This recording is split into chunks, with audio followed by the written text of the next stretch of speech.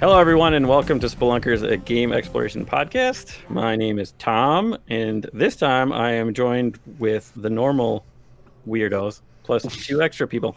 We got Ryan. Yo. Tyler. Hello. Chris. Hi.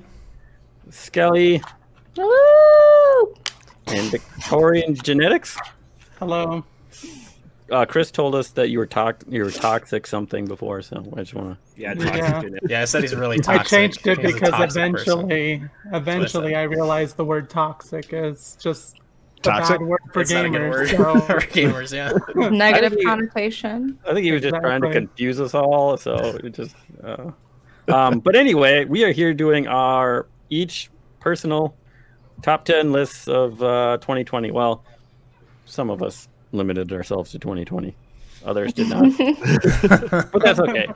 Because, like, myself, I only played 12 games that actually came out in 2020.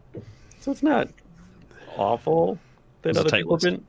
It's a tight list, yeah. You know, I had to make sure if I played it at all, it's on the list. Yeah, I only finished 33, so it was a tight list for me. Only. Yeah, I did like 9. Just downloaded an extra one and then like load up the menu screen. I'm like, yeah, it's like good, we're going. solid GUI right here. I feel like I could use this. Put it down. Like, I know people like this game, so it's probably the good. start menu looks great. I don't know. Very deceiving on some level. That's true. So we were going to go down the same format that we did for our generational list. If we have a doubled up game or, well, 6 tupletted up game, that would be we'll weird. talk about it at some point. And then when it gets to that point in our list, we'll let you know where it is. Plus, we got some community lists. I think we got 5 that we will go over at the end after we complete ours.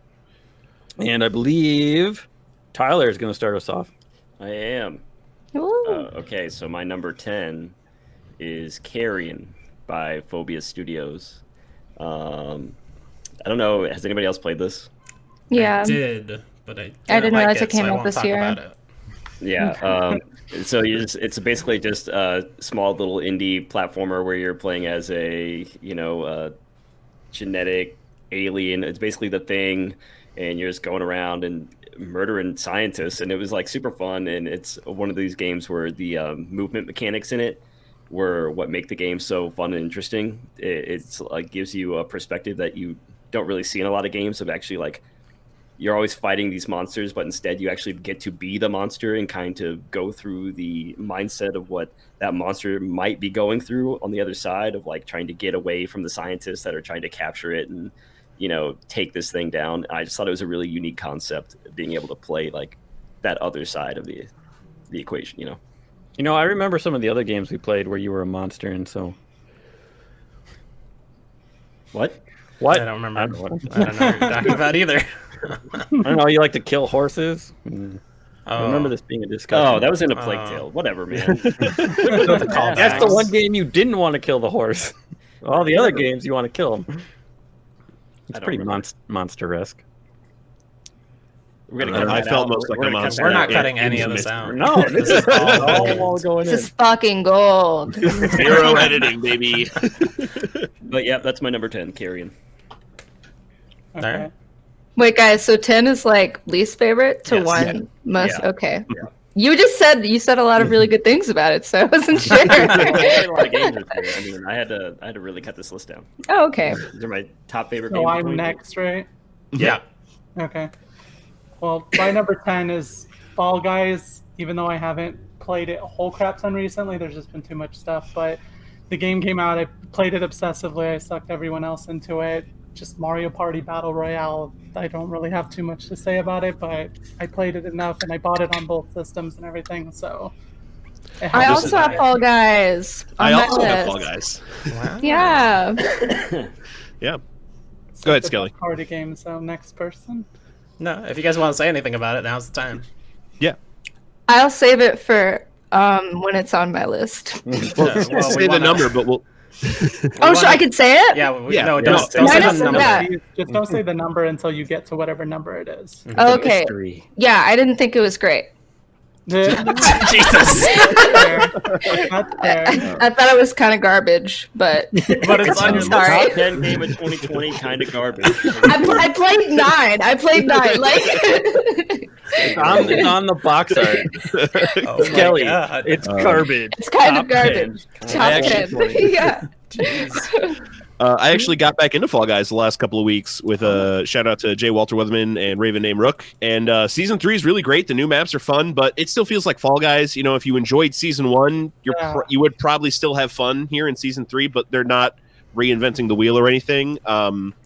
Yeah, that's a really, really fun, family-friendly co-op game, which doesn't always happen. Yeah, that was my problem with it. Was I started falling out of it because of playing Ghost of Tsushima, and then they announced season 2. I was like, okay, maybe I'll get back into it. And then they didn't take out any maps. They only added 4, and so I was basically just playing the same exact game over again, trying to get the new maps. So I haven't even tried season 3 yet. But yeah. And they just removed, I know for the first week we came back to season 3, there was a season 3 playlist, so you would only play the newest maps. Oh, okay.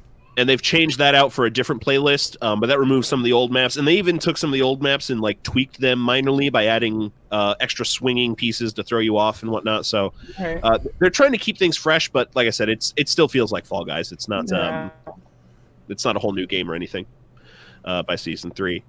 So I'm next, and my number 10 was Fall Guys. Yeah. Oh, yeah. Like that. I hear that's a garbage game.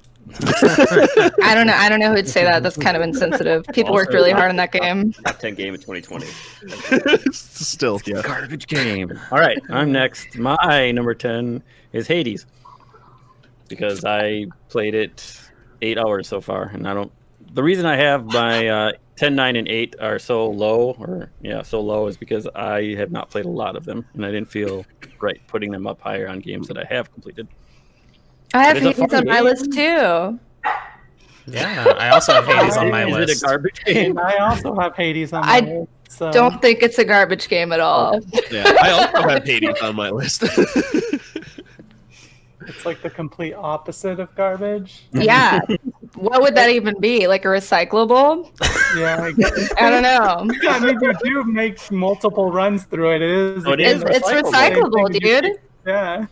Hades 2020 recyclable. Recyclable. There you go. Exactly it. I mean, there's really not a crap ton to say about it, because there is a crap ton to say about it. Like, everything about it just clicks every single box that you could ever want from a game. Totally. Yeah. So, Yeah. not much to say besides It that, is- really. I mean, in a year where stuff like Animal Crossing, Ghost of Tsushima, The Last of Us Part 2 came out, like, the fact that Hades stands up to those and is part of that conversation, even for everybody, even people who don't put it as their number 1 or whatever. That's incredible. It's amazing. Yeah.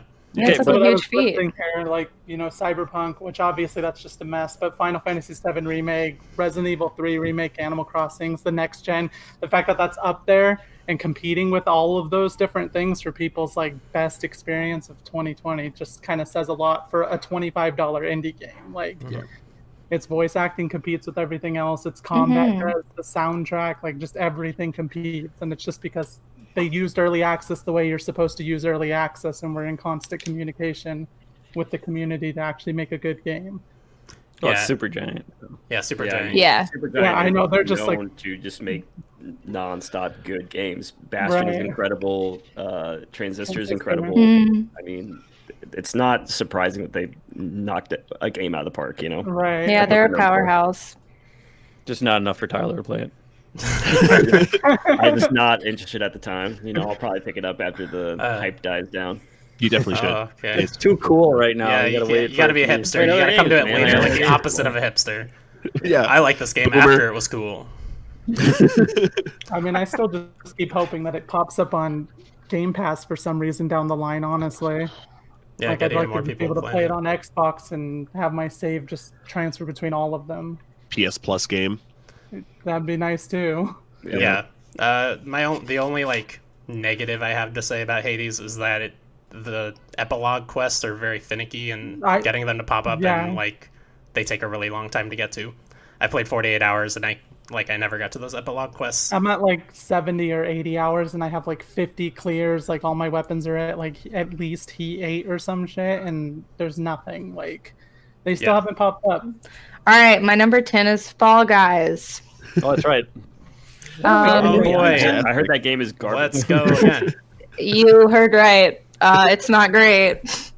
Jesus. It's pretty repetitive. It's boring. The maps are like, honestly, not great or creative. Well, that's right. We were on 9, weren't we? No, this is 10. This is the fucking bottom of the barrel, dude. I'm so lost now.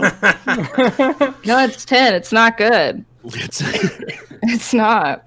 Right. Yeah, the point of a top 10 list is to put garbage games on the bottom, right? Yeah, right? Well, I played 9. That's where the can is. Number 10 for me is Bugsnax, which is not a garbage game. Shut up, Tom. You don't get to say anything about it. Shots fired. Wow. To be fair, we have a whole podcast about that game. Yeah, we did a whole game club about it. It's super fun to just run around and catch all the little bug snacks, and it has a really cute story, but with some really deep themes. If you look for them, like the struggling marriage in the middle of all of it is very interesting to me. But yeah, mostly it's just like, it's kind of like a fancier Pokemon Snap, the way you're running around discovering all these creatures and then figuring out how you're supposed to interact with them to get them. It's really cool. It's a fun little adorable game. Yeah, I mean, it's not on my list, but I do want to do an honorable mention because it's one of those games that I really enjoyed this year. I just couldn't find a way to fit it onto my top 10. But it was on my long list. Yeah, that game is really good. It's on my list. That's in the garbage. Where Fall Guys is. Number 9. All right, Tyler, number 9. My number 9 is God, sorry, Ori and the Will of the Wisps. Yeah. I wanted to put this higher, but there were so many games that I felt like I was like super addicted to, and that, like, it's not like I wasn't addicted to this game, but I played it like right at launch, and I had a lot of frame rate issues and stuff on console, and just like really bad bugs that ruined some of the experience for me. But I think what Ori and the Will of the Wisp does that's so good compared to Ori and the Blind Forest is like takes that format and like iterates on it in a way that a sequel should, and it makes the combat so much more enjoyable and engaging. And I think they even elevate the story in a way that I wasn't expecting, because I was like, how are they going to make a sequel out of this game? It seems pretty finite the way the first one ends, and the way that it ends is so moving and beautiful, and I think the entire structure is great. And there's like this tiny little town building sim in the middle of it in a weird way, and it's just a fucking great game, and the soundtrack is incredible. So good. I mean, yeah, it's great. The soundtrack is a really good call out. Like the story I think is decent, but the soundtrack is what makes you fucking cry because it's so good. Yeah, I mean, there's a certain track that plays like a lot when you're in like the little main hub area, and it's so beautiful and melodic, and like I could listen to that every day and never get tired of it. It's so good. But like I said, I don't know if it's been patched or not, but like all the bugs that it had at the beginning, it played like shit. I mean, it was not a fun game to play at times, because like the frame rate would just go to like 10, and you just be like lose yourself on where you were fighting enemies and stuff, and then you just like clip all over the place, and I mean, it really took you out of the experience. But yeah, I mean, I had a lot of bugs too, including like the audio would just cut out sometimes, which is a crime with how good that soundtrack is. Yeah, really yeah, absolutely. I couldn't imagine playing that without that soundtrack.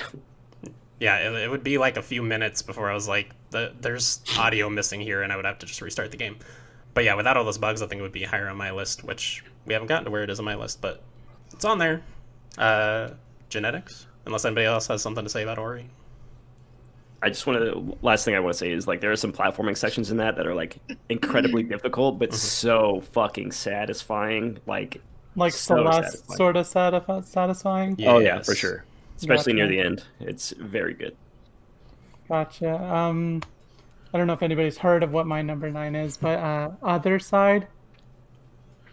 Oh my god, I wanted to play this so bad, but I never got around to it.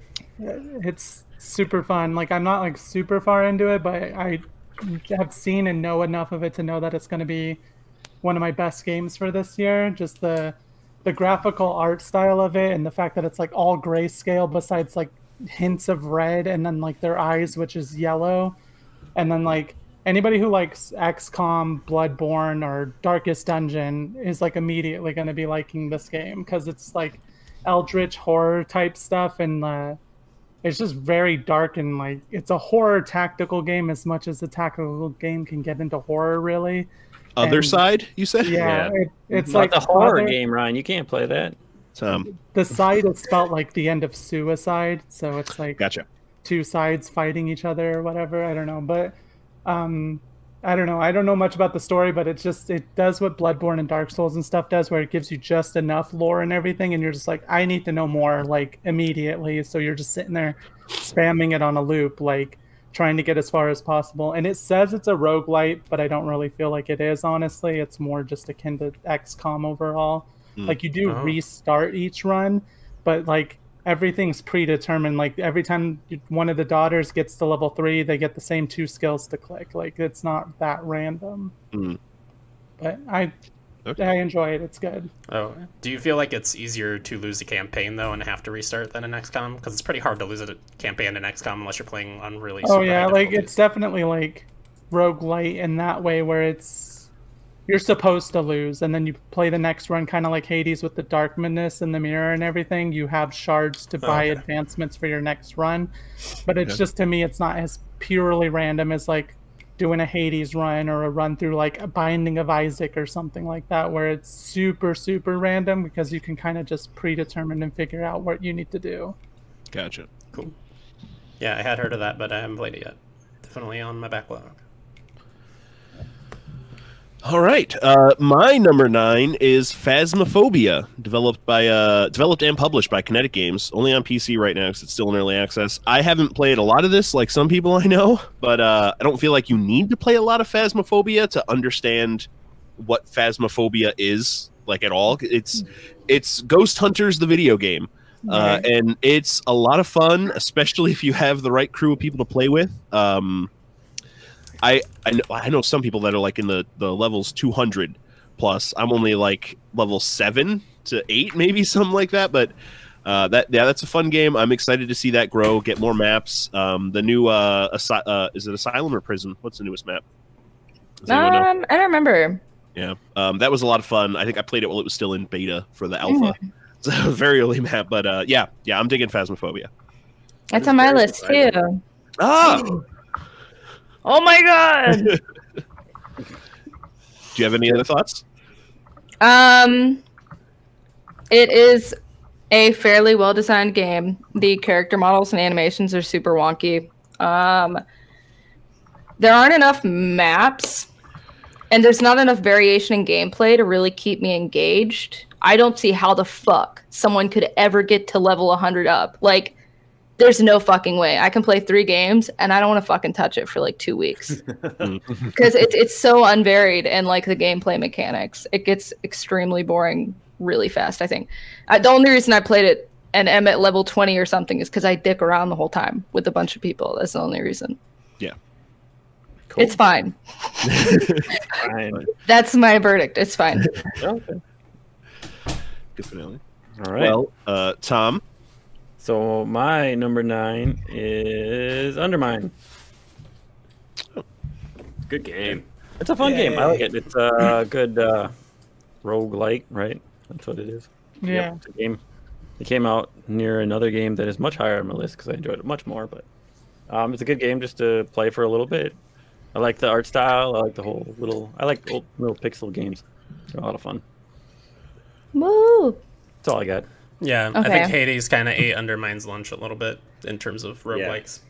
It's unfortunate too because I think that Undermine had some pretty funny writing as far as like the way that your characters would come back after each death and it'd be like a new townsperson. They would have like just weird ass names, and then people would comment on like as you would meet NPCs throughout like the different dungeons. They would comment on like you coming through there and stuff.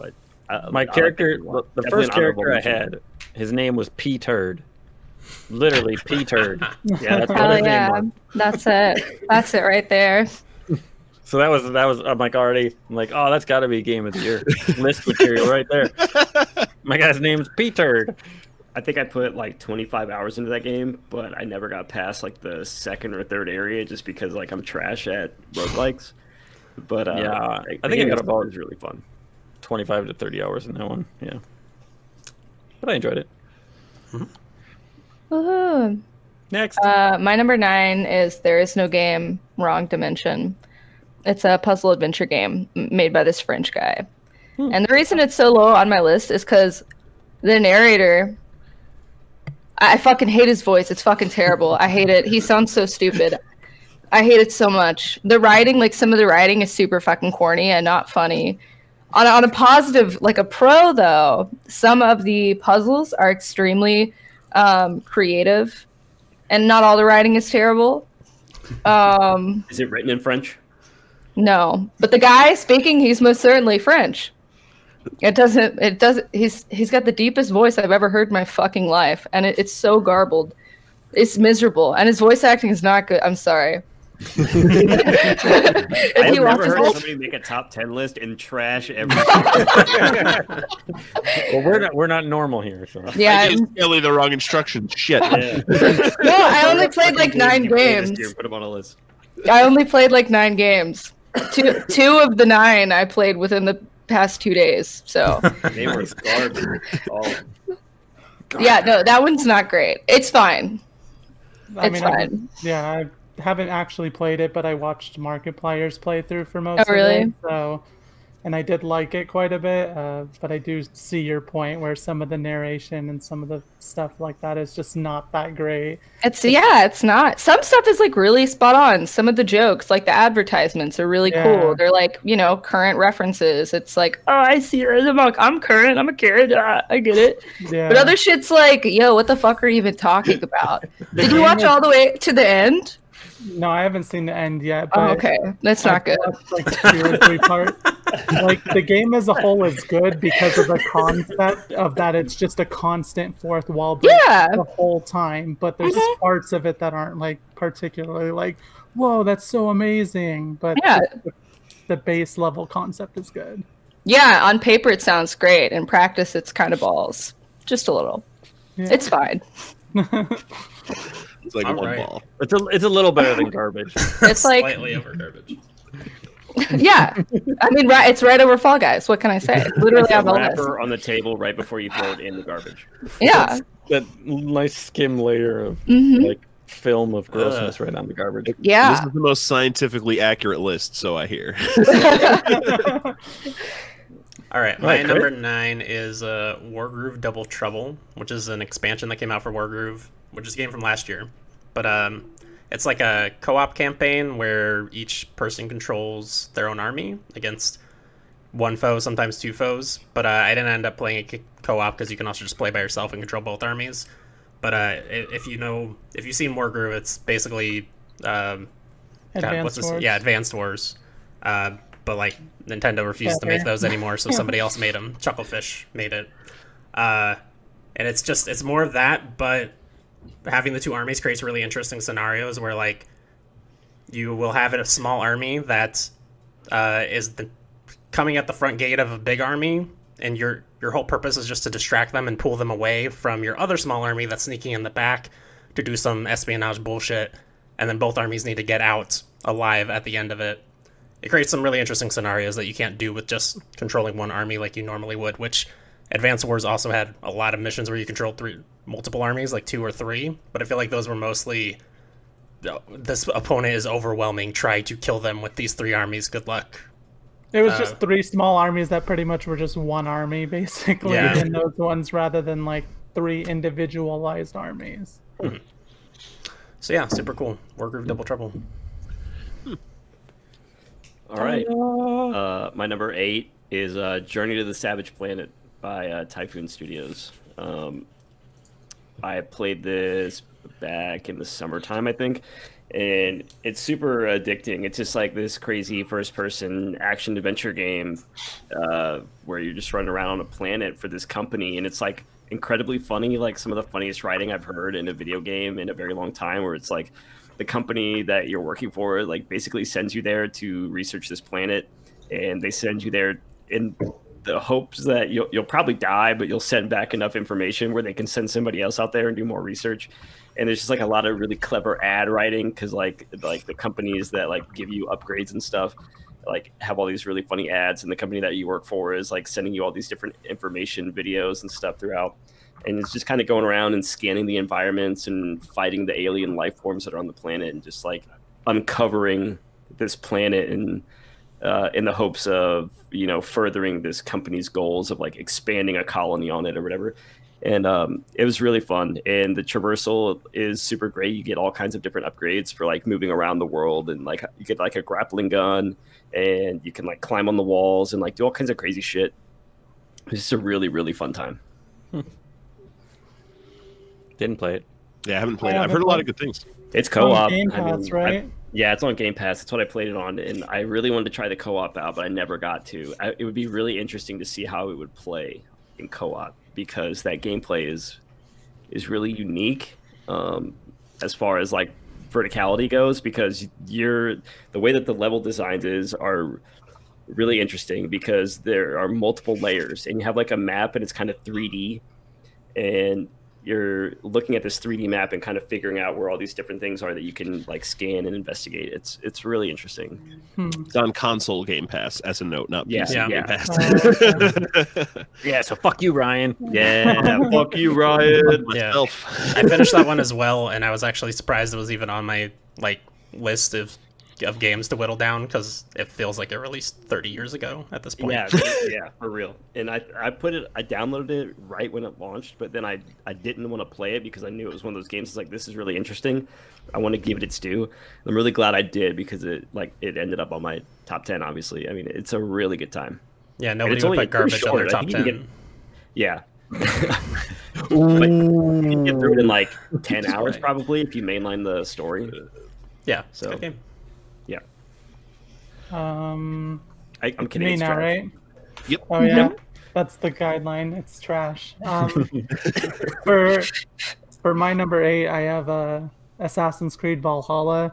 It's not like the greatest game ever or anything, but I personally find it's the best one of the 3 best ones that have just released, because I like the new formula they do and everything. And I like the Viking storyline a lot better than the other 2. It feels more streamlined, and like the NPCs feel more like they matter. Like the other 2, it was like meet NPC, go to the next thing. Those NPCs never show up again, like ever really. But because they made like the central settlement that you're constantly building upon, you're meeting all these new NPCs. They're coming into the settlement, so you're furthering their stories along with your own story. And I don't know, I like it overall. The combat's not the greatest thing. It falls apart during boss battles. They're not that fun. But the combat against waves of enemies is fun, and raiding like still feels really freaking good. I'm sitting there just like, yeah, Viking charge, let's go. Like, so I don't know, that's my number 8 basically. Yeah. Assassin's Creed. This is also on my list. I'm a big fan. I've got Viking in my blood. I was very hyped for this. Odyssey was the first time I started to feel burnt out on Assassin's Creed, because I've played all of them. I'm a big fan. I've played the side scrollers, the ones in China, Russia, and India. Yeah, India. I'm a big fan. Odyssey. Every time I'd get in my ship, I'd open up the map and be like, I don't want to fucking sail this goddamn ocean. Every time, but even though the map's just as big, the game's just as long, it feels like a tightened experience in some way. Everything feels tighter, even though it's the same amount of game as Odyssey, basically. I haven't beaten it yet, but I adore what I've played so far. Even with losing a 20-hour save file and having to restart. I don't blame the game for that. There was some bullshit involved. I don't blame the game for that. But yeah, I mean, I have like 40 or 50 hours, but it came out at a time frame when Cyberpunk came out and several other open world games. I'm like, yeah, this is gonna sit here and get played in chunks. Like, yeah. I also have Valhalla on my list. Nice. But this is the first one I've actually played since Black Flag. I still like Black Flag more than this one so far, but I'm only 10 hours in. I do like the raiding, and you get to make your little raiding squad, your second in command or whatever. Like, you can actually do something with it. You're it's fun so far, but yeah, I'm only 10 hours in. So yeah, To Ryan's point, I hope they never put oceans back in Assassin's Creed, because Origins and Valhalla are both better off without them. Odyssey, like, I don't want to spend 10 minutes going across this ocean and nothing happens. It's not fun. Unless they make another pirate game, in which case they can have all the oceans they want. Counterpoint, I hope they go back to making them not open world like that, because it's way too big. It is. I mean, there is the part of me that likes to go back to the earlier ones and stuff because they're more refined. Like, even the second one being open world the way it is, it's like, it's the most refined, and it's like probably my second favorite Assassin's Creed as a whole, honestly, just because it expanded the formula into what they wanted it to be, and then they kind of started trying a little too hard to constantly change the formula in ways that, like, I find they work, but they hit on the same note as why I don't like Breath of the Wild a lot, in that you took out the essence of Assassin's Creed. This could just be like Skyrim or something like that, you know, like, so. Yeah, 100%. Have you played, just as a note, have you played 2 recently?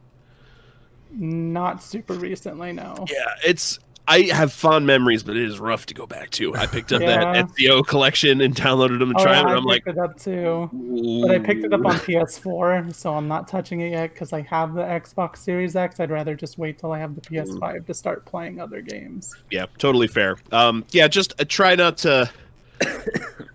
Remember there's nostalgia glasses, I guess. Yeah, exactly. I feel like it probably aged badly, but...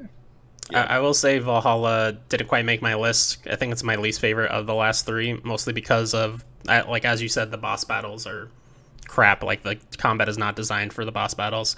And then stealth is just, may as well not be there. It's unusable because all the enemies... through, like, the whole game, just about, honestly, besides raids. Like, I've been stealthing through a lot of it, but... Are you just like sneaking past? Because all the enemies are in like groups of 3 and 4, and as soon as you assassinate one, it's like, well, you're in a big fight now. You can run a mile away if you want to restart stuff. No, I haven't been like sneaking past all of them. I just like do a bunch of weird shit to like get them to separate from each other and crap, like just abusing the AI basically and how stupid it can be at times. But I do agree it's not set up the best because they're constantly in groups. There's not like an overabundance of areas to go to as far as hiding and stuff. So. Yeah, I run head first because I'm a Viking. Yeah, that's the thing, is they should have abandoned the Assassin's Creed and just made it. Viking. Yeah, no, they should have abandoned the Assassin's Creed name 3 games ago. But more than 3. It's like Black Flag. Sure, Syndicate was very Assassin's Creed though. Syndicate, they went back to it ebbed and flowed, but right. Right, Ryan. 8? Yeah, number 8 is Wasteland 3. The only person who might have this on their list, I believe, is Chris. It's not on my list.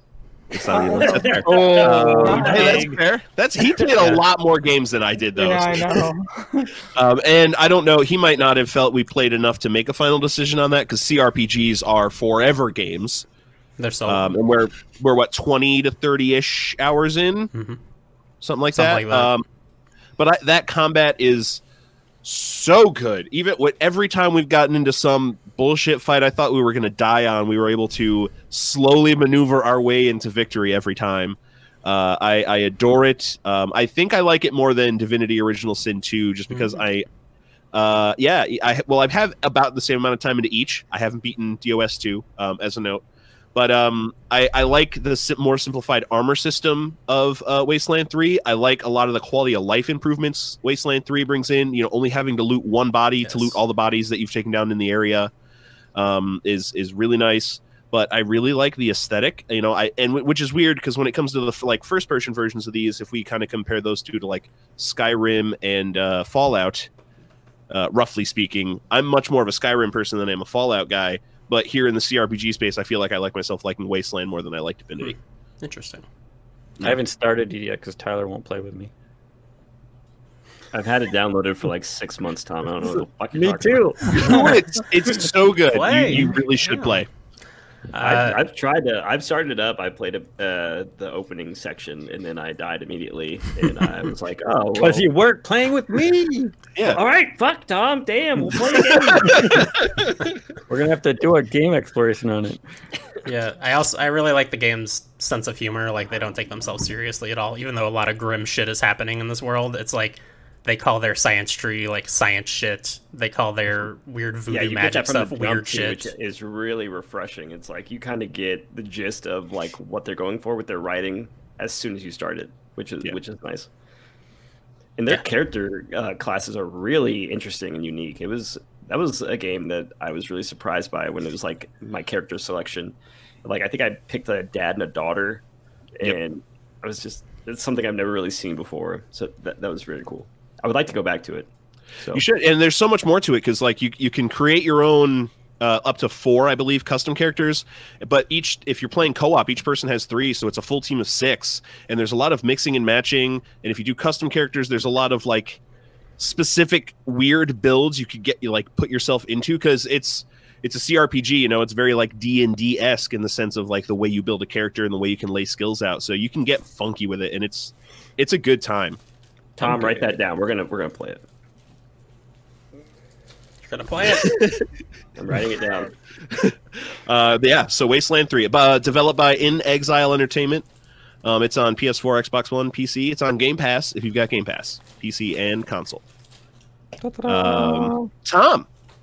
My 8 was Valhalla. We talked about it. So Skelly. Mine is a cop out, but it's fine. It's Among Us. Oh, that's not a cop out. It got big this year, but it came out in like 2018, I think. That totally counts. I mean, if the Game Awards want to throw it on their Game Awards list, then I'm sure you can right? I can put it on my Mojo top 10. Yeah, like. Yeah. It was fine this year, so it counts for me. Exactly. Yeah, I think that's everybody. It was a fine game. I don't know why the fuck they wouldn't put voice chat into it anyway. You know. That proximity voice chat mod like refreshed me spamming the hell out of everybody. I didn't even know they had a mod. I was going to say it would have done much better if so. It sounds like that may be the case. Yeah, it helps it a whole bunch to be more intriguing. Like, yeah, that's cool. It's fine. We're out of garbage territory, y'all. No, I've said it's fine after every single one. This one just isn't garbage before it's fine. It's just fine. Perfect. Yeah. Okay. My number 8 is Ori and the Will of the Wisps.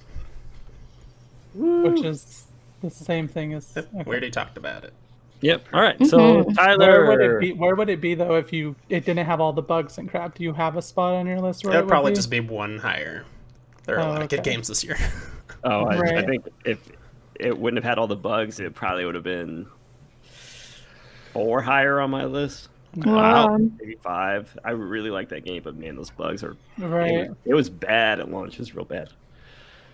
But anyways, my number 7 is Final Fantasy VII Remake by Square Enix. That game is really fucking fun.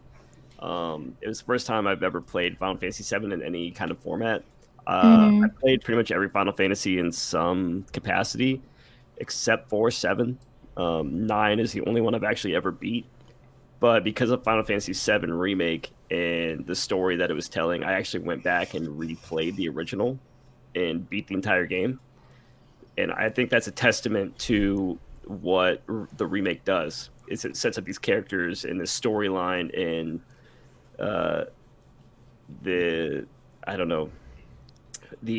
adventure, right, that is ahead of you. And it really leaves you wanting more. And because of it, I went and found out the original and played through the entire thing. And I think that's part of what they wanted in that, especially with the ending. But the combat is incredible in that game. It's super fun to like mix it up between characters. Like I was constantly playing as different characters. I wasn't just playing as Cloud. I found myself playing as Tifa and Barret a lot. And Tifa is the waifu. She's the best. And then the music, again, I'm going to say it for a lot of the games that are on my list, but the music in this game is so incredible. And I don't think enough people pay attention to music in games and how it really elevates the situations that you're in. Like when you're fighting certain bosses in this game, the score that's behind that boss, it elevates that boss to like another level because like you just have this pounding rhythm behind you and like you just get into this trance of like doing actions to take down this giant enemy and just have like all this momentum behind you. It's just a really great time. It's a really unique experience that I had. Yeah, it's also on my list. It's also on my list. I don't know. It's on my list too. Okay. Even though the For me, ending's with garbage. the music, for me with the music, it's I like the fact that it still plays back to the original soundtracks, but they mixed in a whole bunch of unpredictability in there, and they just like let several different composers go like buck wild with the Yeah, that initial Airbuster track. theme is so That one in particular, fucking yeah, good. is so good. But Yeah. I think it's a good game, and it shows how much the team actually cared about making the game as good as they could, because there's not very many people that are dissatisfied with it. Again, it kind of goes to the same thing with we were talking about with Hades, where like you have Resident Evil 3 remake, there was a whole bunch of hype to that, doesn't live up. Cyberpunk doesn't live up, but for most people, remake kind of does. And I do like the ending myself personally, because it lets the first one stand, it lets the original stand on its own. Like you could go play that and you have fun with it, and then the remake stands on its own. Same with like RE2 remake, how since they changed it to third person and everything, even though it does follow the storyline exactly how it is, you can play that and you can play the original, and they're both still just as fun as they always could have been. So Yeah, for me, Final Fantasy VII is a lot more nostalgic, as I'm old as shit, and I played this when it came out. right. And I want to say I was 14 when this came out. And I played the living. I've rented this game from Blockbuster enough times to buy the game probably 3 or 4 times. I have probably like 4 of the original manuals because we would forget them to take them back. This game when it came out was so fantastic, and they did everything like perfect. Like, and I can't wait to see what the next ones are. Like, I cannot wait till Sid comes into play later in the game, and that's much, much later in the game. Like, we're talking like 3 more games probably. But even in the deepest dive that we did for MinMax, like, music is one of the things that was brought up constantly. Yeah, the Airbuster theme, and then when you're fighting the house in the arena, like, yeah, the music is just fantastic. I'm very, very excited for the sequels. Yeah, the score is amazing. And real quick, I want to say the Game Awards really fucked up with like whatever track they chose for that, because it was not a memorable track. Like, I didn't even recognize that it was Final Fantasy VII music playing when they were doing their whole Game of the Year thing. Yeah, I didn't understand that either. I was thinking they were going to do like Aerith's theme or something like that, but I'm pretty sure it was For Those Who Fight Further, which is the original battle theme, is what they played. That tune came original up in battle theme. Yeah, for like a second that tune was in there, but then it was a lot of like, I don't know. Well, the first game, was that's not all you ever hear every time you're in a battle. It was not the best song to pick for that, I think. But yeah, I really adore the game as well. I don't have a ton of nostalgia for Final Fantasy VII. I played it when Game Informer did their Game Club like 5 or 6 years ago. So I have a little bit of nostalgia, but I mean, the game looks stunning. The combat's amazing. Everything is amazing about this game, except I think the ending. They Kingdom Hearts it up in a way that I hate. Yeah, for sure. that was legit a Kingdom Hearts ending. I mean, the ending, though, what I like about the ending is the characters themselves are fighting the main villain, which is the nostalgia people that are going to be like, this ending sucks, because those ghosts are just the ghost of canon, and they kill them, you know, so... And I actually like the ending, and it's all nostalgia. Right, exactly, yeah. I mean, I get why people hate it, though, because it re-elicits a fear of, are the next games going to be crap now because of whatever the heck they're doing? But at the same time, if it was just following verbatim, I don't think there would be as much excitement going into the next games, because you know exactly what the hell's going to happen. But now that you don't know, you're looking forward to the story and everything else. That's exactly, and that's why I'm excited, because I know the characters that are going to follow at this point. You know, I can't wait to see what they do with that. And Chris brought up a good point that none of us even touched on. Like, it looks incredible, like on the PS4. Like, I wish they would do a next-gen upgrade for it, because I would love to see what that thing looks like on my PS5. Because that game, you just gotta wait for it to come out on PC, really, and then people have it all modded up and perfected. Yeah, I mean, that's a gorgeous-looking game. Yeah, I'm waiting for the PC release to play. Maybe waiting just like Bloodborne. Right. Don't tease me, Tom. Don't tease me. It's cruel and unusual punishment. Yeah, the last thing I'll say about Final Fantasy VII Remake is they could really stick the landing from that ending in the next game and like I could really like it. It's just there's so many theories and stuff circling around the ending because it's so ambiguous and bizarre that I don't know. It doesn't do much for me knowing that the second one is God knows how far out before we're gonna find out if they do well on that ending. Yeah. Right. All right. Is that me? Number 7? I think genetics. Oh, duh. I got lost. My number 7 is Ghost of Tsushima. I haven't played enough of it to put it up way higher, but it's just kind of like, and also for me, it doesn't like. I knew people were gonna be like, "Oh my god, what the hell about it?" Because some of my higher stuff isn't exactly the greatest thing, probably. But Hey, that's why they're personal lists, right? Yeah. Go ahead and put that for knife in a little. for me, deeper. it's like it's run of the mill, and it equals out with every other game in every regard, except for the fact that it's polished like no other in all of those regards. So its combat plays better than like an assassin. It's like, for me, it just feels like it's the Japanese Assassin's Creed. Everybody's been saying like, why the fuck aren't you doing Japanese Assassin's Creed?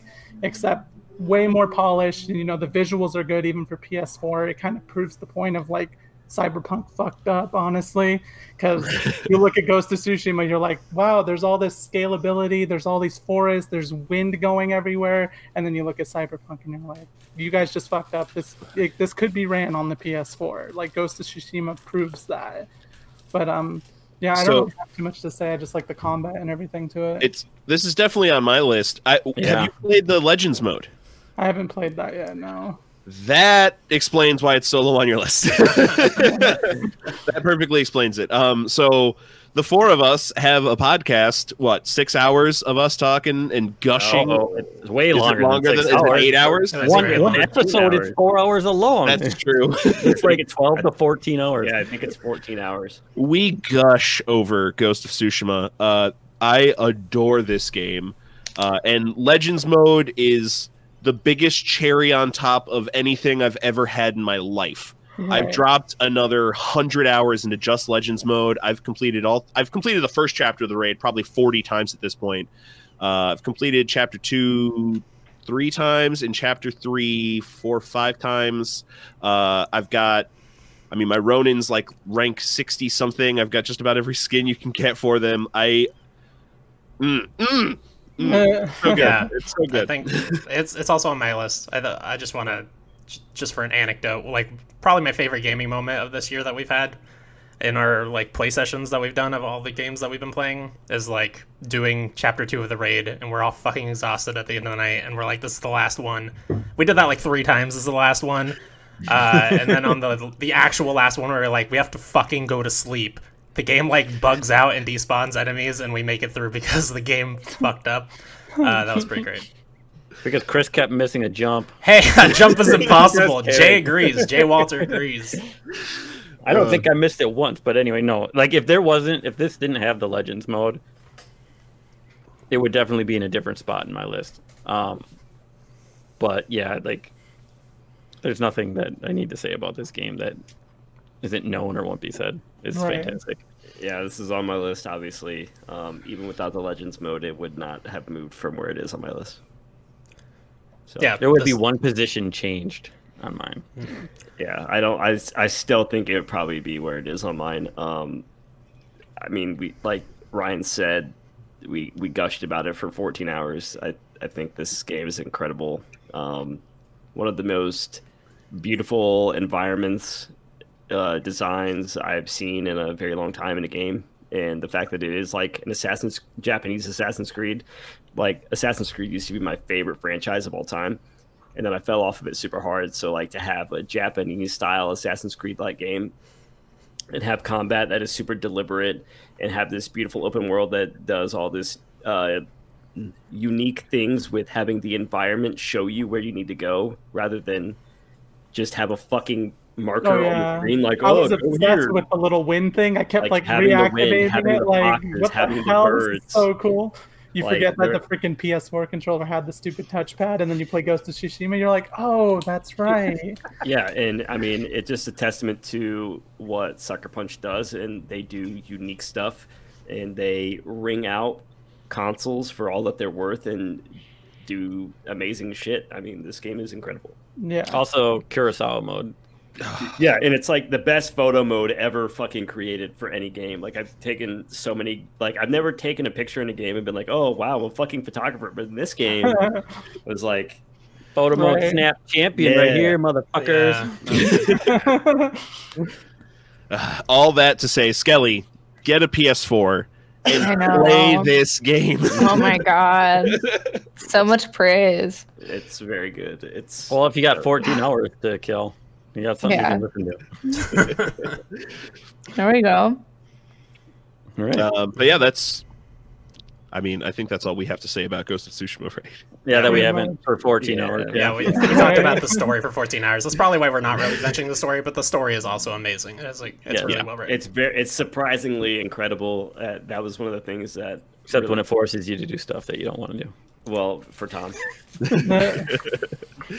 But that was one of the things that I wasn't expecting to be good about that game, and ended up like really surprising me, especially the end. The ending is incredibly beautiful and touching, and it brought me to tears. So, yep, it's a good game. Especially when you look at the last game they came off of, which has a terrible story. Yeah. But we played it anyway. Yeah, we also did a podcast on that one. Yep. In the second song. All right, Ryan, number 7. My number 7 is Monster Hunter World Iceborne. Developed and published by Capcom. It's on all the places you can play it. I picked up Monster Hunter World when it first came out, 2018? Yeah. And I did a lot of the low rank stuff. I basically got 2 high rank, but I kind of fell behind some of my friends, so I fell off of it and didn't do a lot of the high rank stuff and end game stuff. I picked up Iceborne the beginning of this year, and it was the only game I played for about 3 months. Between January and March, I put about 300 hours into Monster Hunter World and World Iceborne. I beat the ever-loving crap out of that game, and I love it. I cannot wait for Monster Hunter Rise. Yeah, it's once it finally clicked. I'm a person who enjoys grinding, and I'm a person who enjoys like the statistical parts. Like you could make spreadsheets about Monster Hunter. Yeah, I know. It's part of what I like about it too. It's so much fun. I haven't played Iceborne yet, but I did play the crap out of it whenever it first came out. We actually did a co-op playthrough, but and then I had the same experience as you, where the DLC I guess didn't come out quite fast enough. I played like 1 or 2 of them, and then I fell off for the longest time, and then I tried to play with our other brother, and I wasn't guild ranked because they added that later or whatever the heck it was. And then I was trying to join his quest. I was like, I can't join it. He's like, well, I guess you better train then. I'm like, this is a co-op game for me. I'm just not gonna play then until we eventually play Iceborne. But I've always been obsessed with Monster Hunter, and Monster Hunter World is like easily just the best one of them all. So yeah, Ryan, you're the reason I never played Iceborne. What? You abandoned me. Hit me up to play, Tom. Anytime. I will hunt whatever. Where do you play? We're going to be playing Wasteland 3. You missed your chance. Game's not going anywhere. Where do you play Genetix? I have it on PS4. I do as well. If you ever do pick up Iceborne, let me know. I have it. I'd be down to play. Yeah, I'd be down to hunt. Okay, cool. Look at this. We just made best friends here on this podcast. I know, easy. All right. My number 7. All a bunch of fucking nerds or something. I know. You're a nerd. Yeah, so my number 7 is Animal Crossing. Woo! Just because we have 2 Switches, my kids play on one, so they have their own island. My wife and I have our own island. We play it. There's enough stuff going on, and I've probably pumped a lot of hours into it. But it's a good family game. It's really good. There's plenty to do. They keep adding more. It's Nintendo, so they're supporting this like ridiculously. So it's just a really fun, good game. I enjoy playing it. It's on my list too. Oh, awesome. Yeah, my list as well. Yeah, for me, the only problem with Animal Crossing's really is multiplayer. No surprise, it's Nintendo. It's executed so poorly. Yeah. Like, so poorly.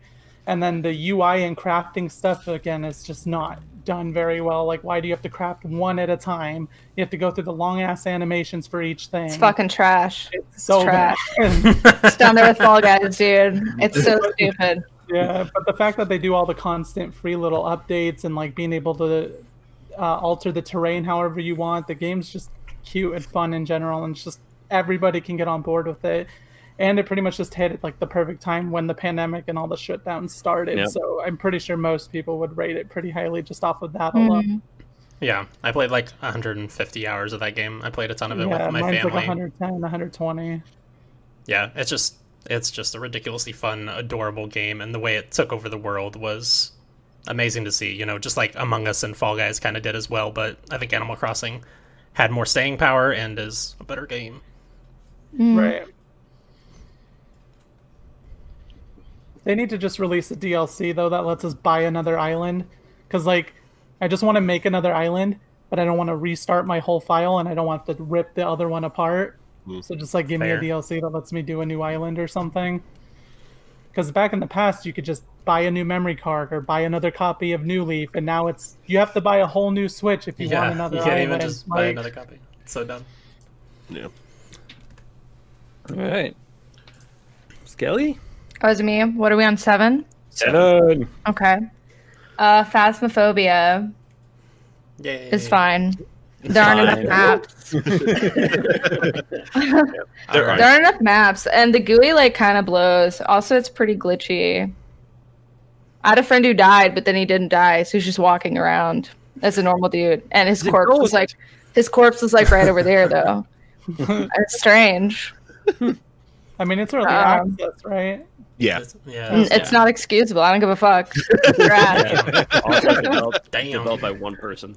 That's true. That is super impressive. But yeah, in my mind, I think I kind of touched on this earlier. Just not enough to keep me engaged. I don't know how people can get to super high levels because it's just the same shit over and over. Right. But the actual gameplay and shit is worthwhile, right? I mean, just it's fine. Yeah, like just doesn't have the legs on it. Yeah, like it can engage you for fucking 2 or 3 hours, and then that's it. You've seen the game. Yeah, it doesn't have a progression system, is the thing. Like, you've seen all the levels, you've seen pretty much all the ghost types, more than likely. Like, you've seen it. You've seen it all. All right. That's it. That's fine. My number 7 is Deep Rock Galactic, which, hey! The four Why is that Spelunkers so here. far back? Yeah. There's a lot of good games, man. There's a lot of good games on this list. It's not on my list at all. Oh my god, yeah. Kick him out of the call. Yeah, he won't come play with us. That's why it's not on his list. Damn. Yeah, we've been playing a lot of this. Me, Ryan, and Tom specifically have been playing a shitload of this game, and it's just an absolute blast. It's kind of Minecraft if they made like a Minecraft 2, where you're digging down, all the terrain is destructible. You're finding like, gold and just a bunch of elements that you use to buy stuff back at base or to buy resupplies while you're there. And there's a bunch of bugs that come at you and you shoot them, like kind of Left 4 Dead energy, but with specific goals and random random levels. And you can make beer. Yeah, and you can make a lot of different beers that do just silly, stupid things to your body.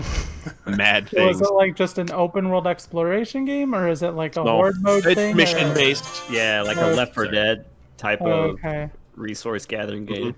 They launch it every time. Just looking at it, but I kept getting the feeling like it was supposed to be like a horde mode type deal or something like that. Not necessarily. It's more mission based. There's a bunch of different kinds of. Well, yeah. There's hordes to fight while you're on missions. This is on my list. If that wasn't obvious. I think good friend of the show, Raven named Rook, nailed it when he said it's Left 4 Dead plus the destructive end of Minecraft plus. What's the movie with the bugs and Starship Troopers? That's the one, Starship Troopers. It's as Space Dwarves. It's those three, and it's madness. There's, when games have a charm about them, there's not necessarily anything innovative or like super different about them, but there's this charm to it that keeps me coming back to play. Going to the Abyss Bar and buying around and like Russian step dancing as a space dwarf with a beer in my hand before my ass explodes with fire. Or you grow. Get old. Yeah. That one that we just had, you grow like fucking 5 times your normal size. You can't even get into the freaking drill rig to go down to the planet. Yeah. And that's not to mention the classes all feel really good and unique. The gameplay is fun. The missions are fun. And they're varied. There's like 11 different mission types, and they feel different. And they feel fun. Everyone, like, well, maybe not everyone, but like, it is not out of the realm of possibility for everyone to have a totally different favorite mission for one reason or another, because they're all good in their own respect. Yep, for sure. Yeah, and then there's also like deep dives, which we have not even touched yet. Like we're barely starting to touch the end game in that game. Yeah, because we really just started playing when it came to Game Pass, and it's been on PC early access for 2 years or so.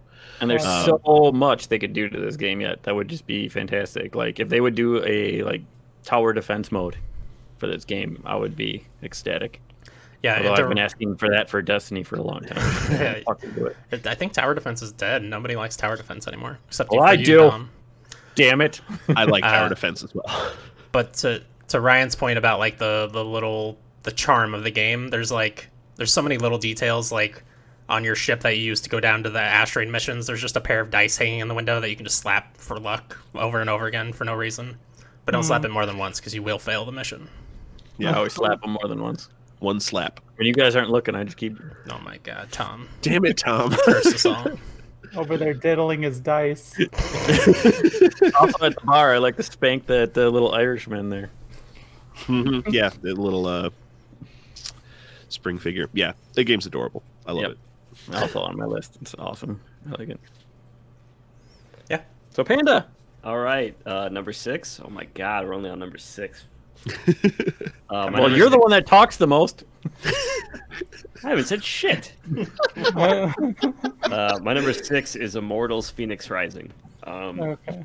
I just got this game for Christmas, so I haven't finished it. This is the only game on my list that I actually haven't finished, but I've already put 17 hours into it.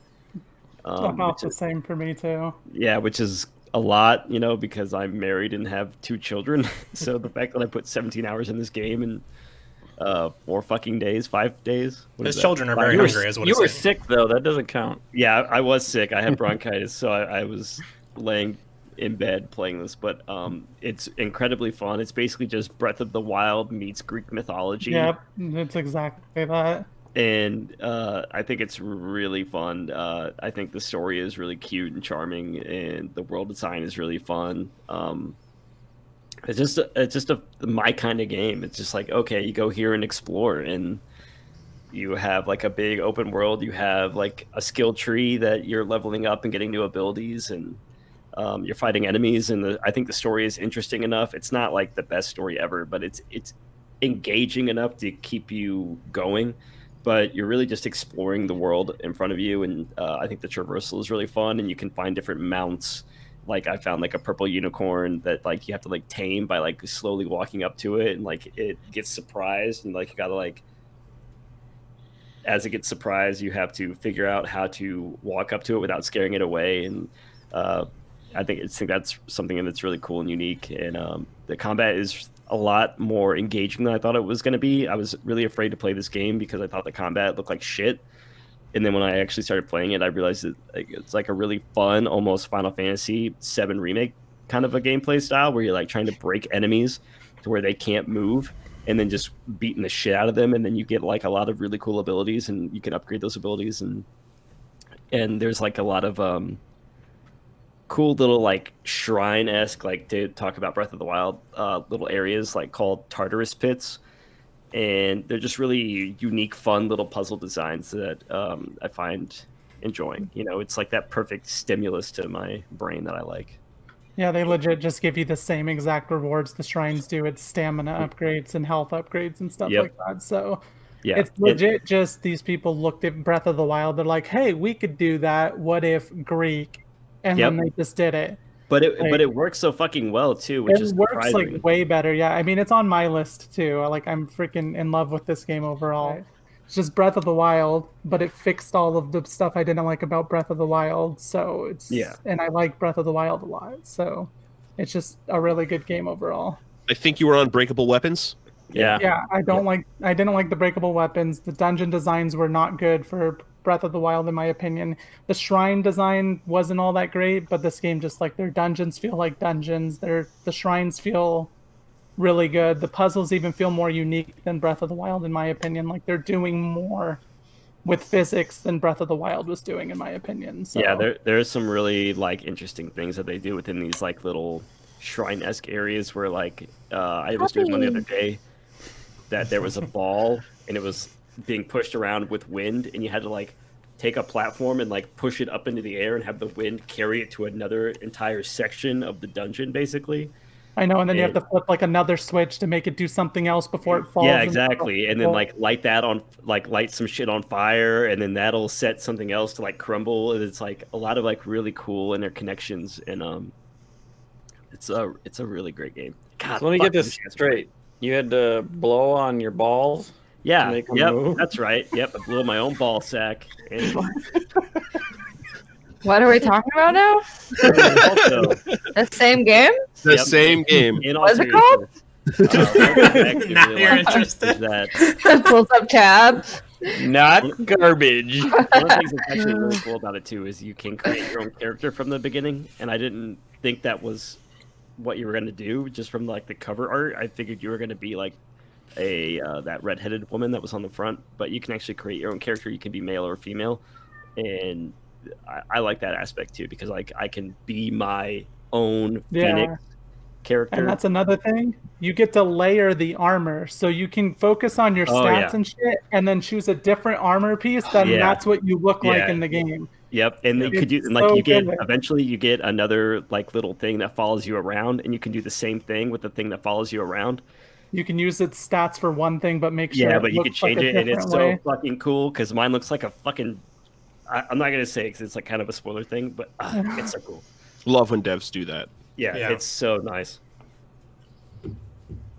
There's a cat. No, that's my game. All right. No, that's me. Your number 6 genetics. Yep. Okay.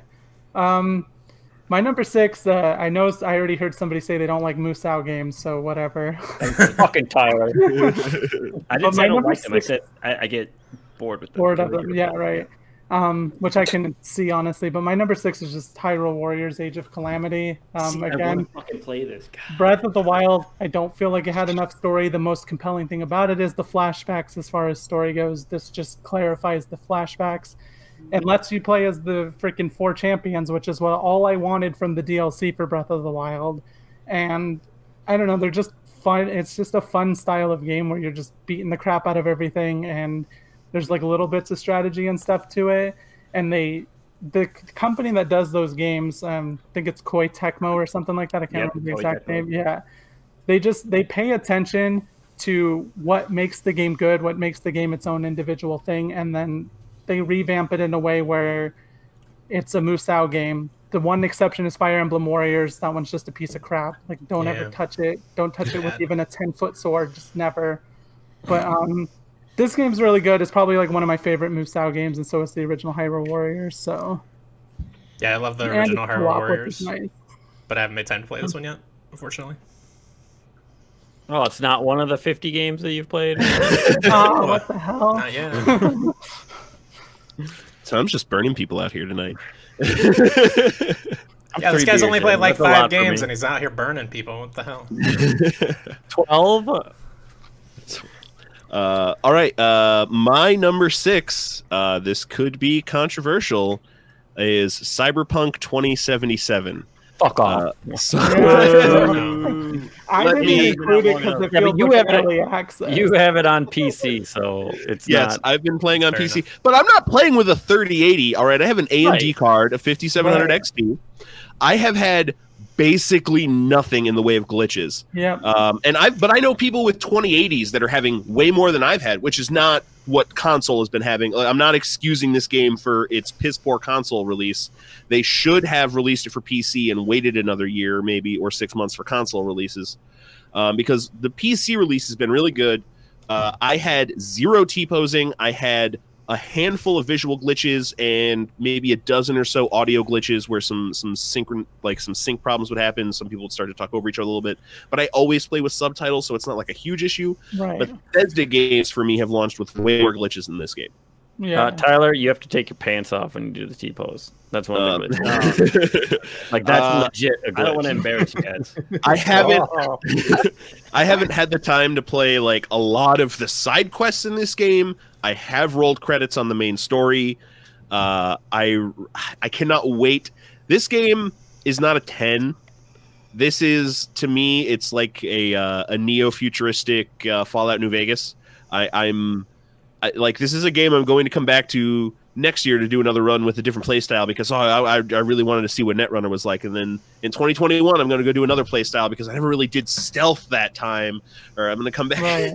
You know, it's the Skyrim for me, where I'm still going to be playing Cyberpunk in 9 years, trying out different things, re-experiencing the story, you know, going down different conversation paths. It has its problems on console for sure. The game needs a lot more work, and I think there's a lot of people next year that are going to be talking about it for Game of the Years, as you know, because it missed the windows for a lot of people's Game of the Year consideration picks because it came out so late in the year.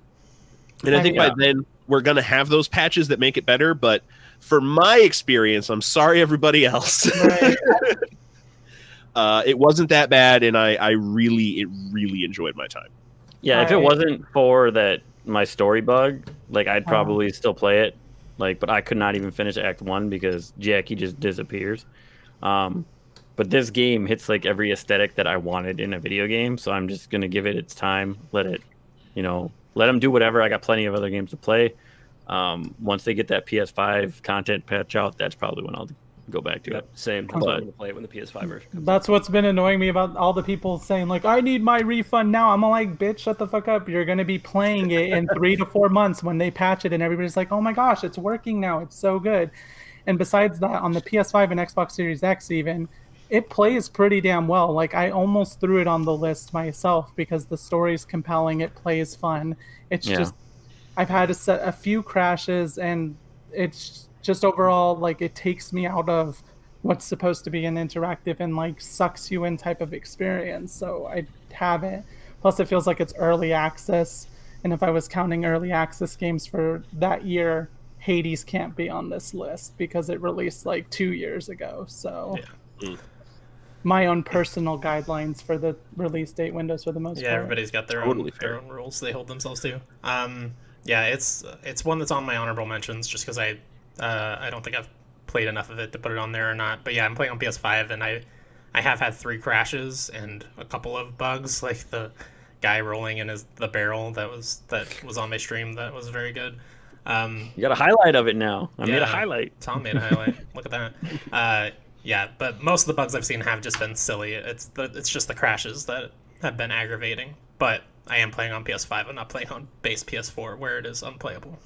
Yeah, on the base consoles, it's definitely, there's no ifs, ands, or buts about it. Like, it looks like it's a PS1, PS2 game. Yeah. CD Projekt Red is being sued by their investors because of how poorly this has been rolled out. I just want to say that. Really?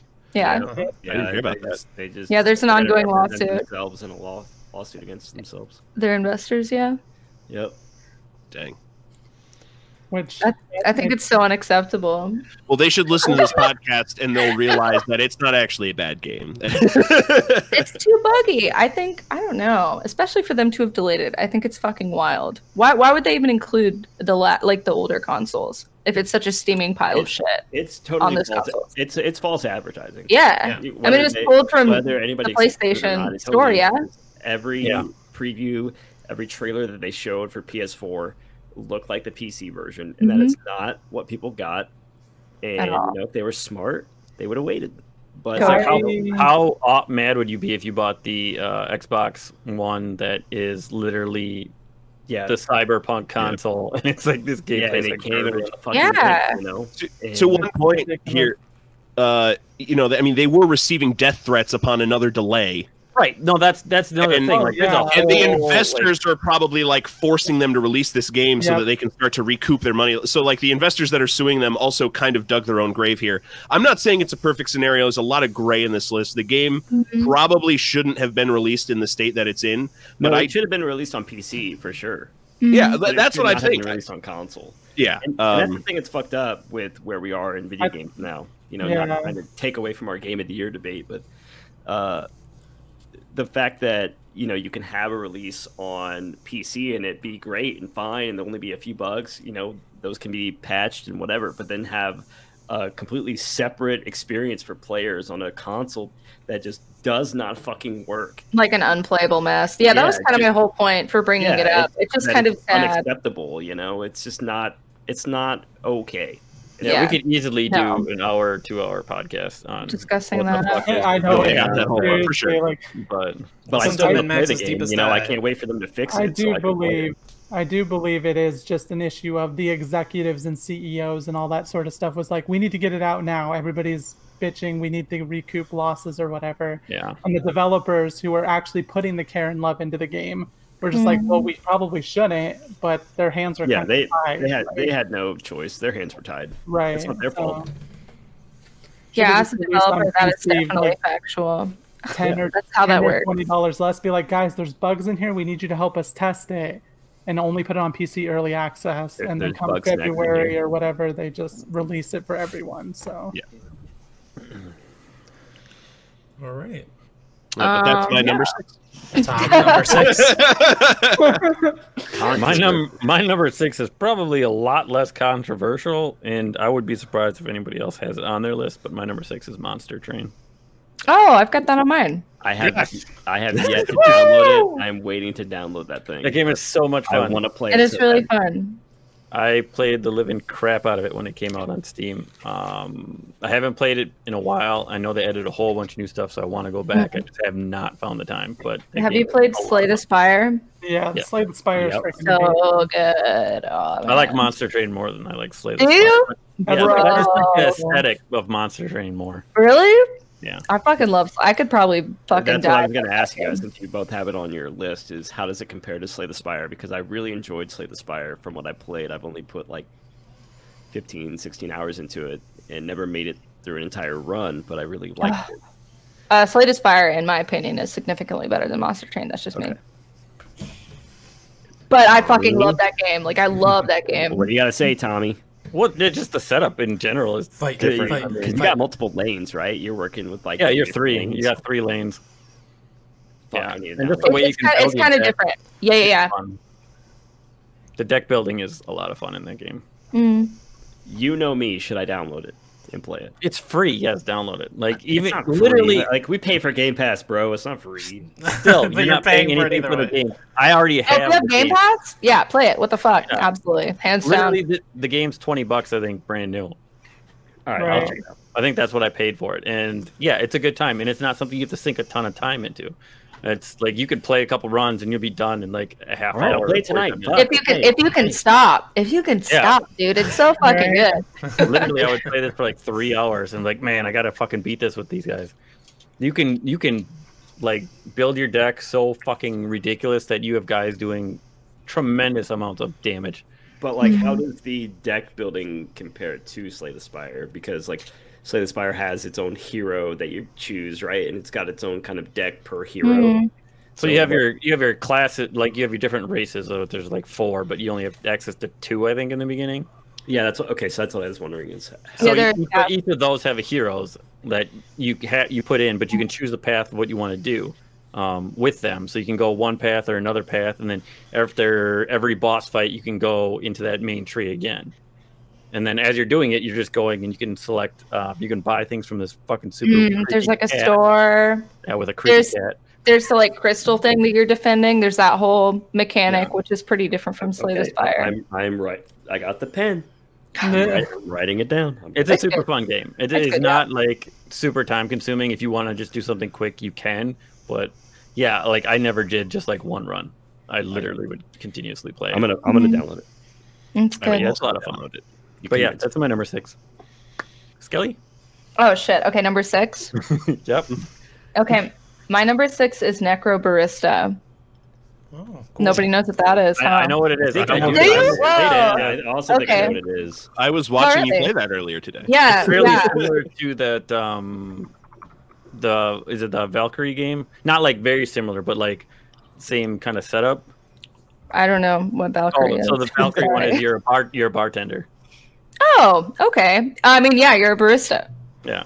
It's like a visual novel. It's really good. It has like a really interesting aesthetic. The writing is decent, although sometimes it's a bit like hipster and kind of cringe. But like Life is Strange level cringe. You know what I mean?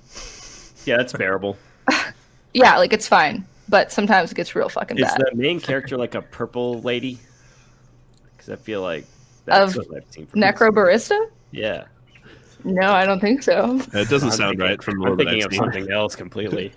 No, it's like kind of cell shady. It's a really interesting aesthetic. It's really cool. She has purple hair. Her skin is not purple. Oh, okay. I really like the art direction from what I saw in your stream today. I will say that. Let me look at, It's very cinematographically impressive, actually. A lot of the shot design is really interesting and reminiscent of like film.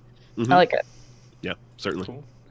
More so than just like here's a person, here's a text box, dating simulators or anything like that. There's more. It plays It's out more actually like the game a I was film. thinking of. Okay. It plays out much more like a film. Yeah. And I think it looks good. And it's fairly well written. The characters are pretty... You know what? I'm going to put that on my 2 playlist from this one. Is this only on PC? What do you do in this game? You talk. You talk to people. That's it. It's a visual novel. You just click. Okay. Or spacebar. Up to you. I don't play on PC, so I will look away. Let me see. Myself.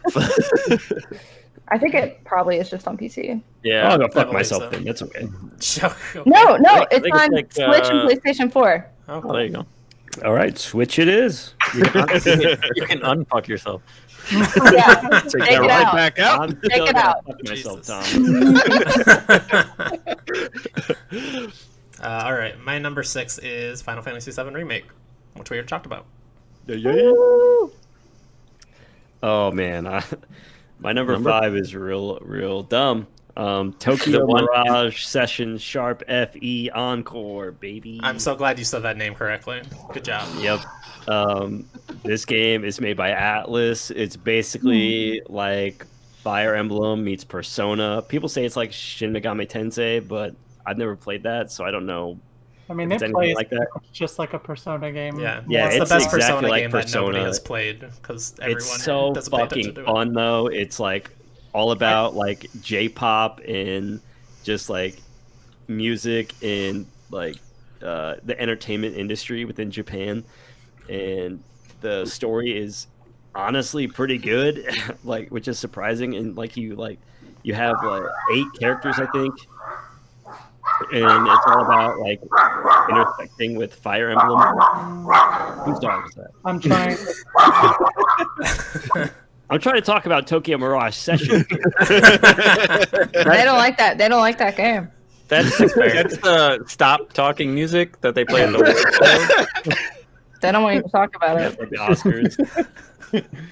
But the game is like, it's really cool because it's all about like, you have like this performa, which is your power or whatever that somebody is trying to take to basically summon a giant fucking dragon thing to destroy the world, and it crosses over from the Fire Emblem universe. So every character has a Mirage, which is where Tokyo Mirage comes from, and that's like their I don't know, like from Persona 5, you have like your personas that you use to battle with, but instead you have mirages. What? And So what you say? Go ahead. Sorry to interrupt. It's very Persona-like. Is it turn-based? Yes. All right, it's going down the list. It's going down the list. Yeah, beat the game. Oh yeah. It's legit super comparable to Persona 5. Yeah, and so like everything. some people compare it to Fire Emblem because it's like a rock paper scissors type format, but it's way more like Persona in the fact that like every enemy that you fight has a weakness, and then if you get that character's weakness, you can just chain your allies' attacks onto that weakness and then get another weakness and then constantly chain. It's more Persona than it is Fire Emblem. They just took For like real. the subject matter of Fire Emblem, like the various Yep. heroes and stuff, Yep. and turned them into like these mirages, which is just personas, which Yep. is not any different at all from what Persona does. Persona, like the 5th one, they took real life thieves and turned them into personas for the characters. Yeah. Like, and the 4th one, I think they used like television actors or something like that. It's like the same thing. They just chose, hey, let's do Fire Emblem, and it's a persona about K-pop, or I mean J-pop. same Yeah. difference basically. So But the story is based off of like entertainment. So a lot of the dungeons that you go through are entertainment based. So like there's one dungeon in particular where it's like the fashion dungeon, and to get through it, you have to get through like different layers of the dungeon, and you have to move these like mannequins, and the mannequins move these giant statues with their arms, and you have to constantly like maneuver them to figure out a way to get to the upper layer of this like dungeon. It's very cool and unique, and all of the characters are really well written. There's a lot of really good music in it. The combat is super fun. the combat is really good. There's all the DLC is in it. So like you have every side quest for a character is like super well developed, and you can interact with every character, and every character that you interact with has like its own special property that it brings to the game. Whether they're like an actual character that you can use in combat or not, they all bring something to the table in like some kind of buff or stat or something, you know? And there's like this really cool thing that you can do if you're struggling, where you can go into like this dungeon that was added, where you can basically just grind to get XP, and it makes the game like super fucking easy. And so like if you're just in it for the story, you can just go into this dungeon and grind for, you know, an hour or two and level up like 10 or 15 levels. Like it does not take long at all. And then the rest of the time you're just going through the story, and it's just really well done. It's a very fucking fun game. It's so good. All right. Yeah, I love that game originally when it came out on Wii U. I didn't play the Switch version, but it sounds like it's pretty much the same, just with the DLC. Yeah, the DLC is very good. We're on number 5, right? Yep. Mm-hmm. Yeah. My number 5, I don't know if anyone here has heard of it. Haven. Okay, I've heard of it. I was going to download that, but I haven't yet. Okay. I really liked the game to the point where like I went ahead and 100%ed it, and I always think, hey, I'm going to 100% this game, and typically never end up getting to it because other stuff comes out. But the storyline in it is built in a way that feels really organic. Like you really get to know the couple, and the gist of the storyline is they get match made in their society, and they choose to run away on a spaceship, and then they crash land on a planet, and then they have to basically discover about this planet and a whole bunch of other stuff like that. It's got good music, good visuals. The combat's fun. It's not like the most engaging thing. It's like RPG Paper Mario-ish type combat, but you don't like have stats that you focus on a whole bunch. But it feels fun, and then like as soon as the combat starts getting repetitive, they introduce like some other bosses or enemy types where you have to like one person guards and then the other person attacks while that person's guarding, and then they just keep varying it up enough, and it's only like an 8-ish hour adventure or whatever to get through. So, and it's on Game Pass, so it's pretty quick and easy to play. And only complaint I had with it really is that some of the achievements are not very fun to try and get. They were just kind of stupid. So Classic. like Great they have game, bad achievements, like one of them, like one of them is like you have to not go to your home base for like 24 hours in the game or something for a boss to show up, and they don't tell you that this boss will show up at all. So you just kind of guess or be out accidentally for too long, and then suddenly this giant whale attacks you.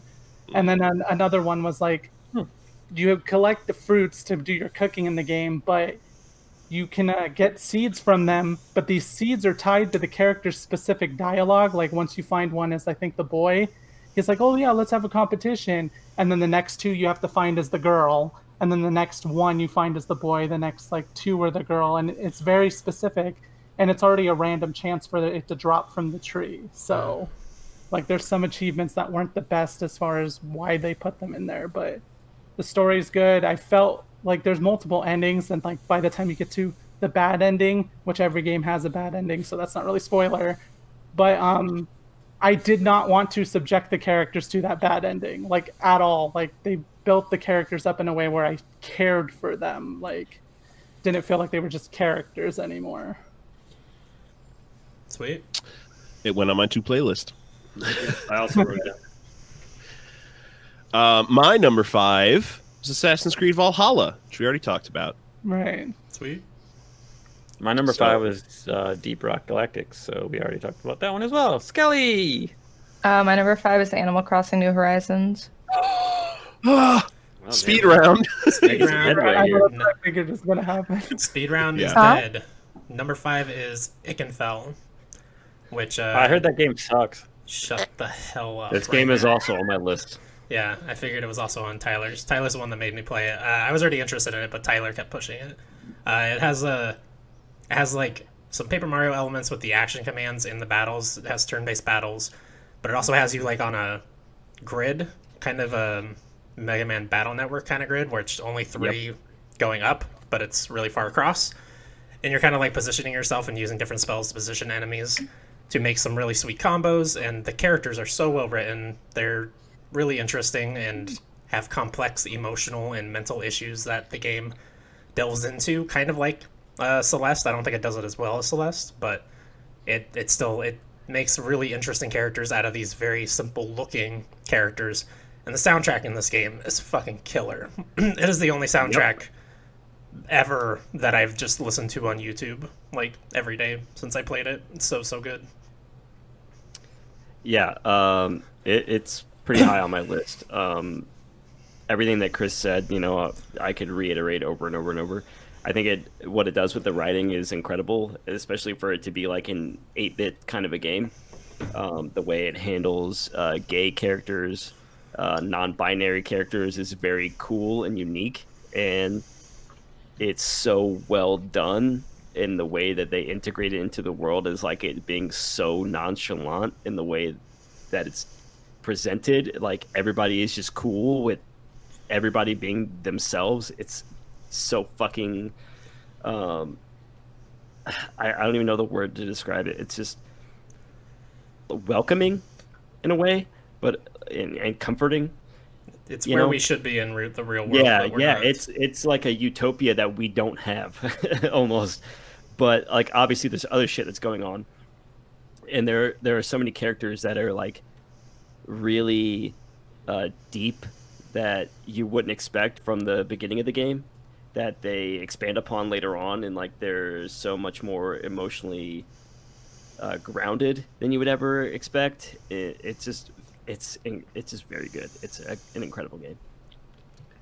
I need to get out of chapter 2 of that game. Yeah, it's only 8 chapters long. I think I put 22 hours in it altogether. Yeah, I think I made it to the campfire. That's like 5 minutes in.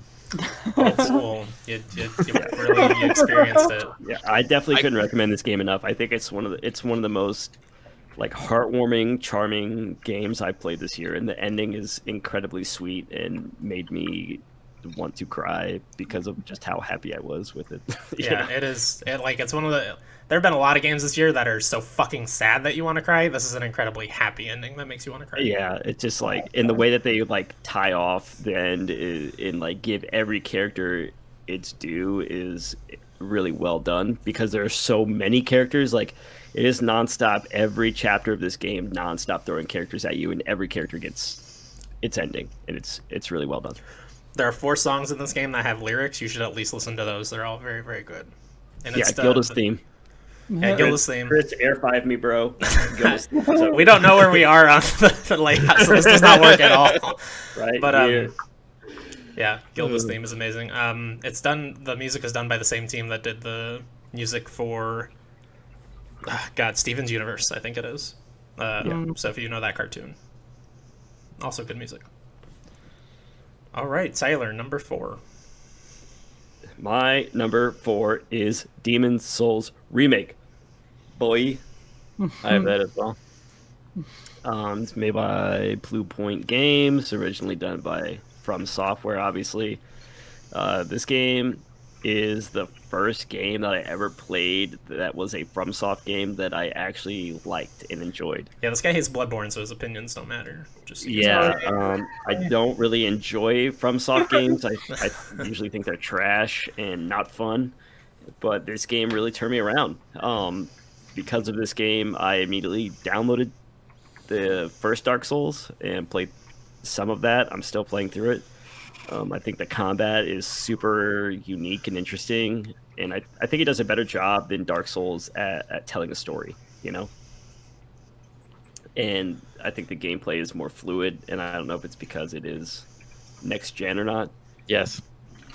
But yes. it's just a great game.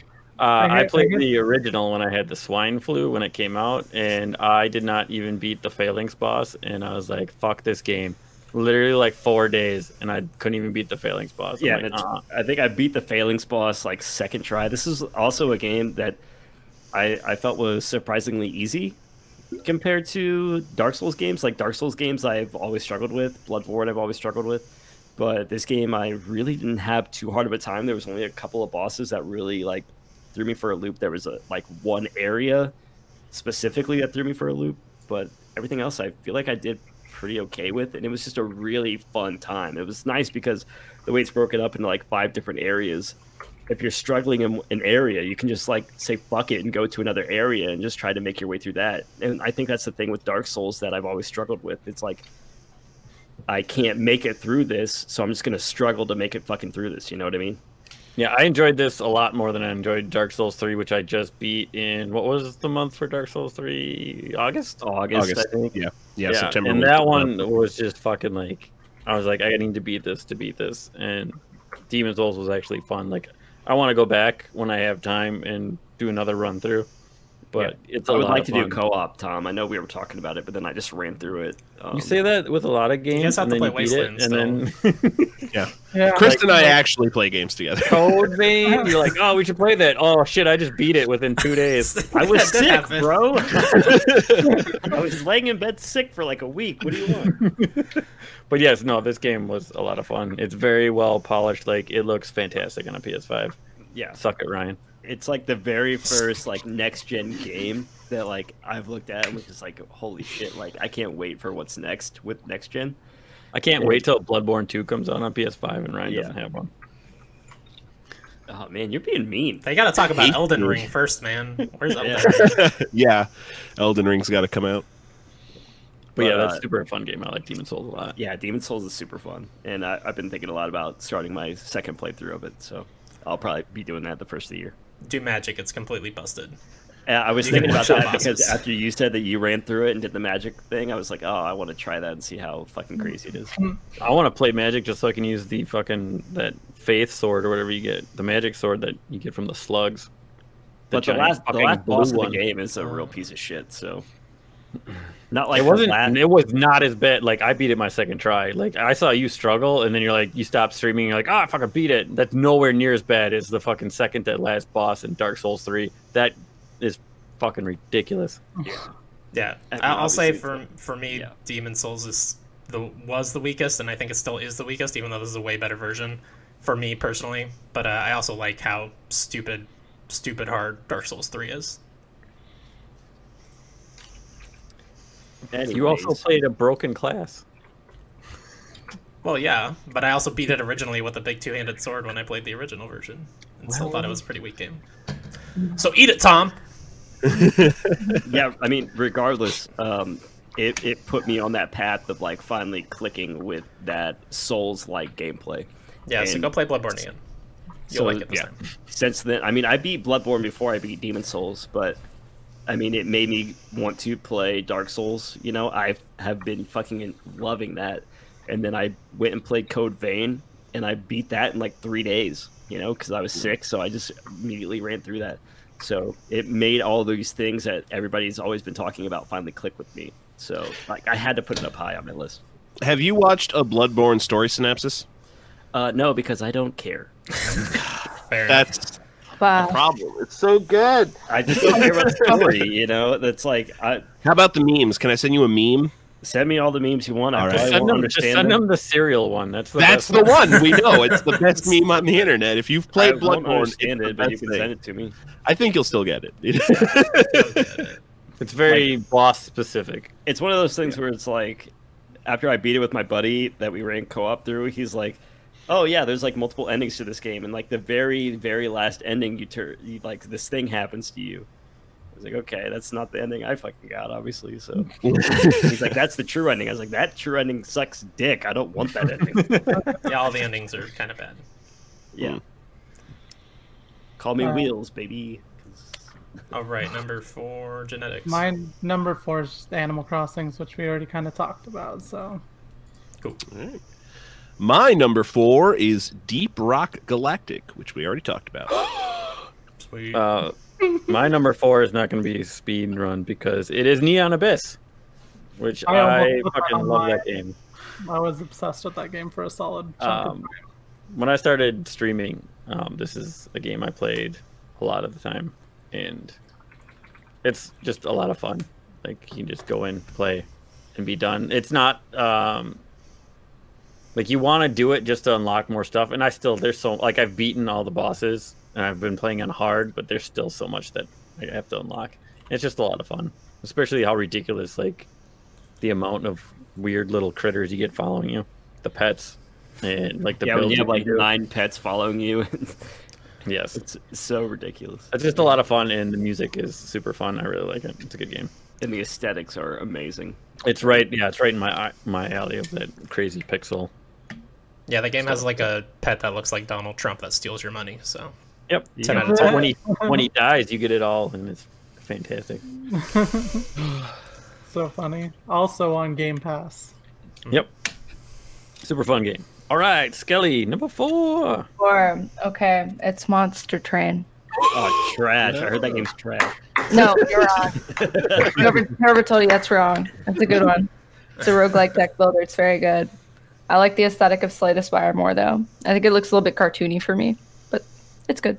It's a good game. Or as I like to say, it's fine. It's fine. It's fine. Yeah. It's a good game. All right, That's my good. number 4 is Spider-Man Miles Morales. This is also on my list. Sweet. I'm glad it's on your list. It's not making a lot of people's lists because I think it is very similar to the one that came out a couple years ago. You know, it feels very similar. Just the combat is a lot better, and the story is slightly less good, I would say. But a lot of that is because it's such a compressed experience, which I do appreciate about it in this season of 100+ hour games that I 100% of this game in like 15 hours, you know. Tom's got it. I haven't played it. He hasn't played it yet, though. Otherwise, it'd be on the Yeah, I list. haven't. I have not played it. I'm waiting for my PS5 to play it. That's the only reason it's not on my list. Yeah, I haven't played it yet either for the same reason. I'd rather just wait till PS5 to play it. But I have been hearing everybody say this should have just been DLC onto the first one overall. Like, Yeah, for sure. that compressed or whatever. I can see I mean, it's that. only $30 anyway, right? It's $40. I disagree. whatever. I think this Still game is $40. way better than the first one. I think the story's better. I think the characters are more well written. I think the story is more compact and finite and I don't know, approachable. If that makes sense. Sure, I can see that. And I think it's great. I think this game is fucking amazing. So Yeah. Good combat's great, story's great, swinging around New York is great. I think the way that they integrate But can side you missions is great because they don't give all the side missions all at once. You know, where I think that's where Spider-Man 2018 faltered. Oh, yeah. Is they gave you everything that you could do pretty much within the first few hours, and then it was just kind of like, okay, do whatever the fuck you want. Where like this is like, you can't 100% every area right off the jump.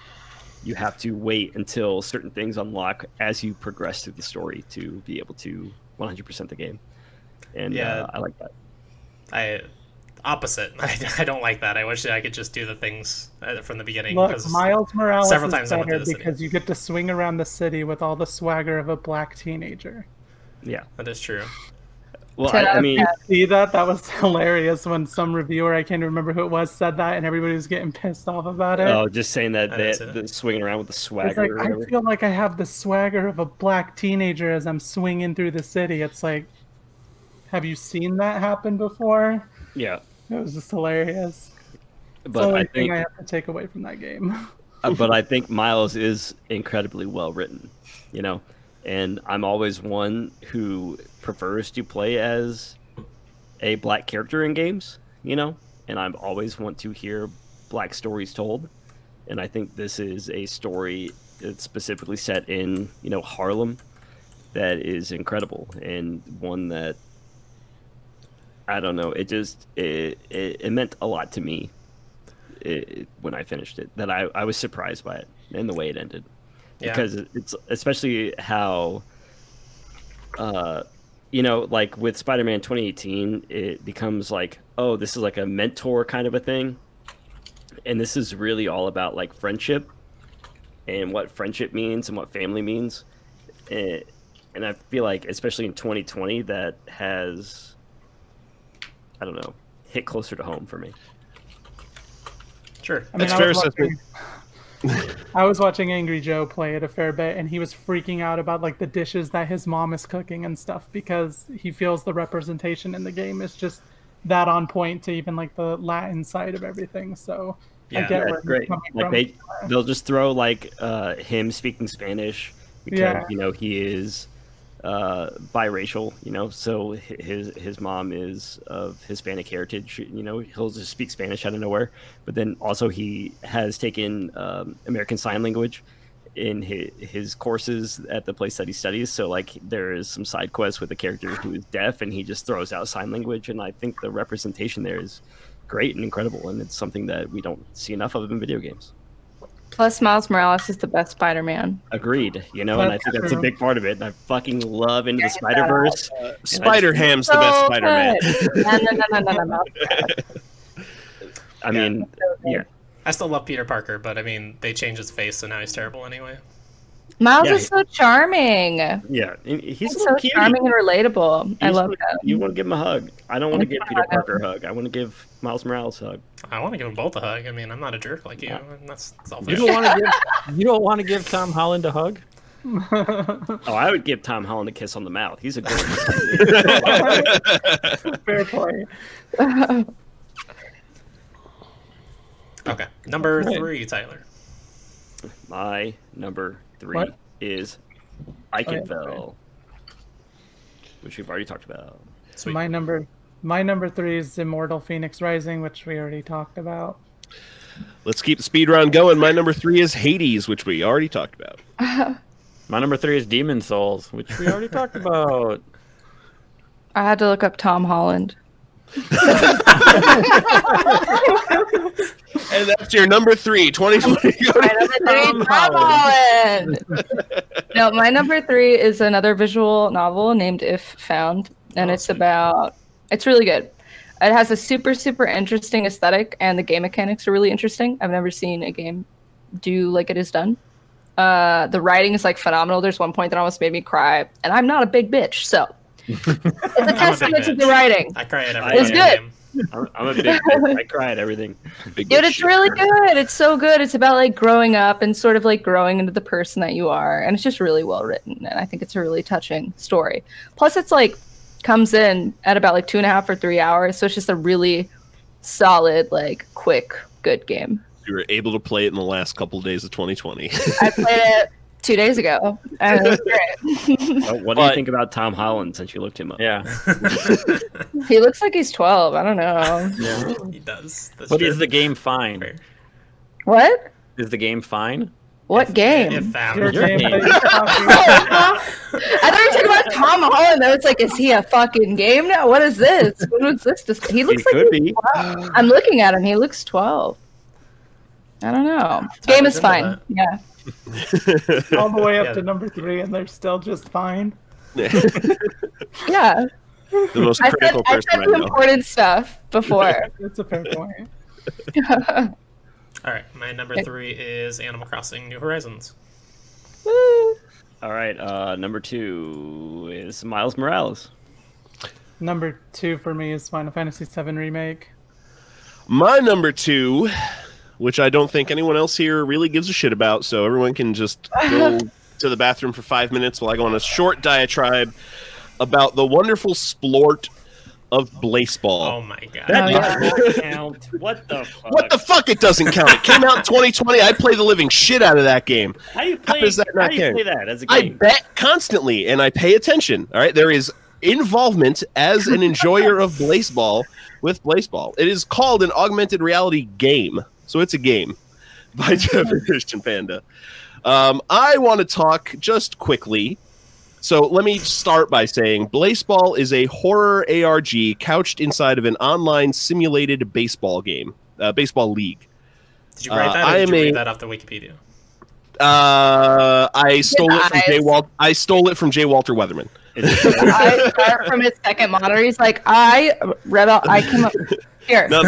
This will be from the wiki. I will not lie to you. The rest of this is from the wiki. Trim down a little bit. We're going to talk about season 3 of Blaseball. We're in a grand siesta, so everyone's on break right now. It's the only time the players get to rest because, again, this is a horror game. But season 3 was the season of blasphemy, uncertainty, the grand unslam, and the Wyatt Masoning. So at the end of season 2, all the consumers of Blaseball got together and voted to affect the game in a way that added peanuts, which added a new weather condition, which was peanuts weather. It added allergic reactions to peanuts by the teams, by the players on the teams. Within moments of peanuts being introduced, someone broke the game and gave themselves basically infinite peanuts. The site was closed for a short while, with some blasphemy written in red being the only thing that would appear on the website whenever you'd go to try and access Blaseball. Infinite peanuts. Yeah, infinite peanuts. I heard that wrong. I heard infinite penis and peanuts. Cyberpunk. Same deal. Same thing.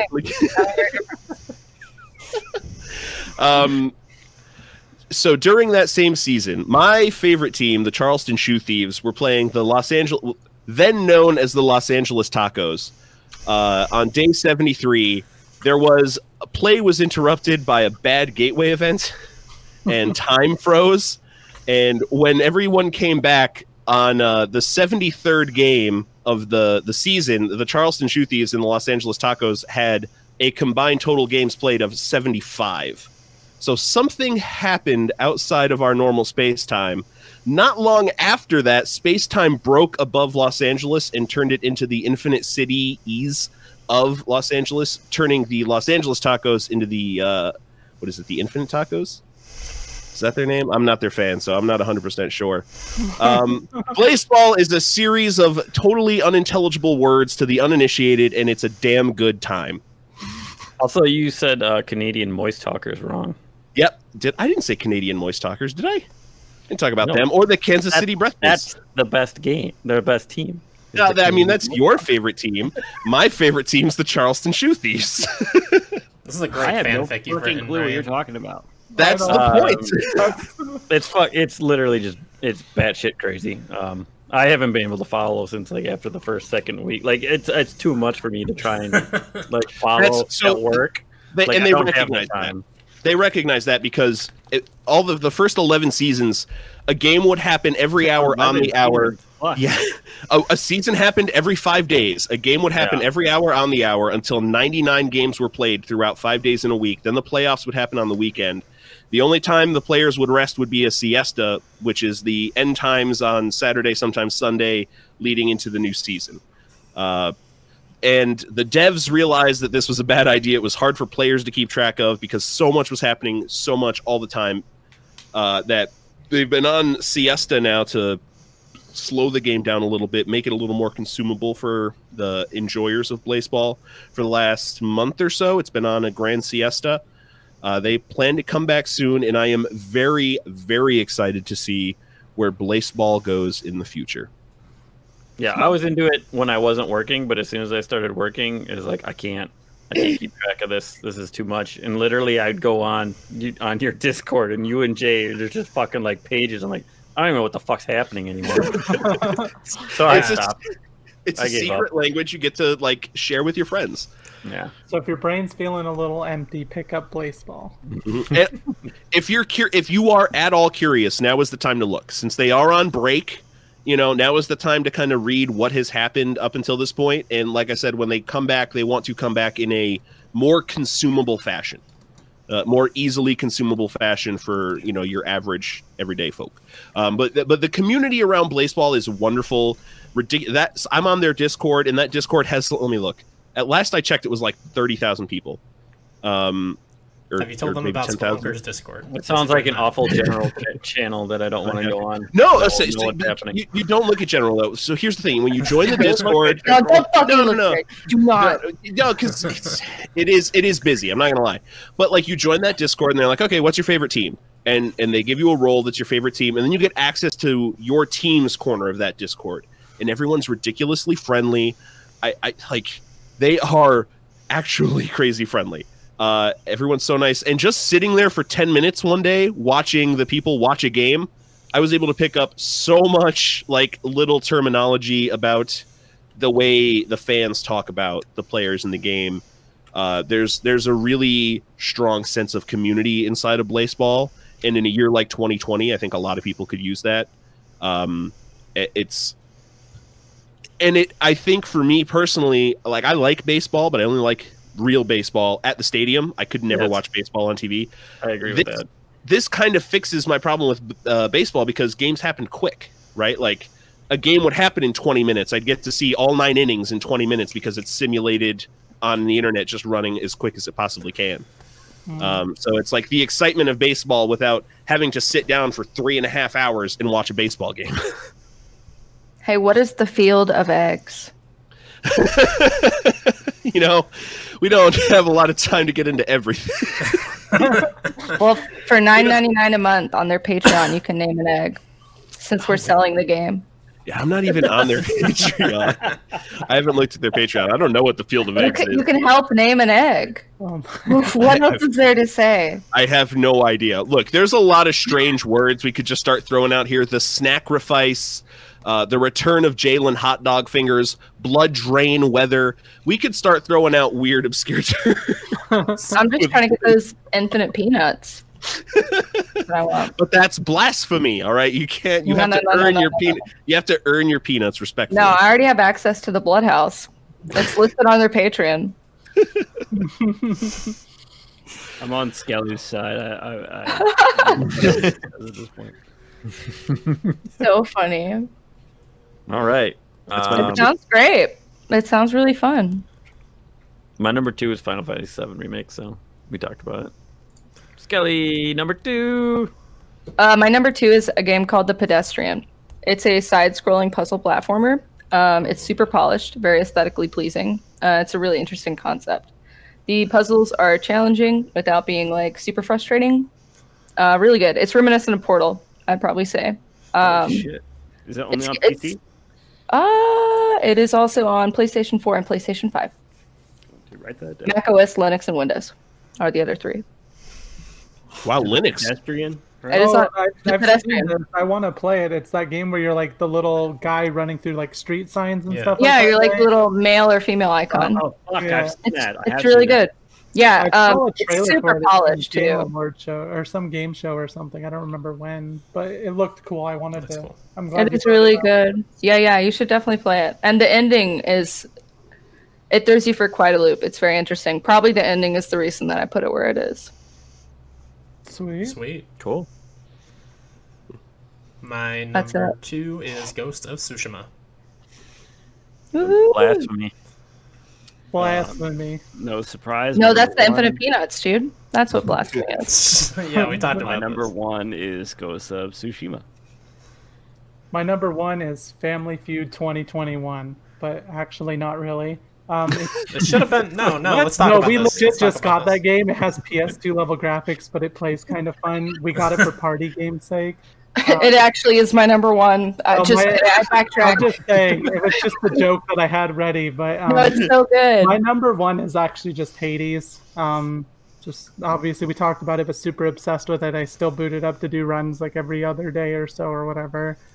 And then, when do we mention honorable mentions? Are we supposed to do We're that? gonna do that at the some end. point? Okay. Yeah, we'll do it. Yeah, after. Yeah. Tyler, I hope you can forgive me for my number 2 when I say my number 1 is Ghost of Tsushima.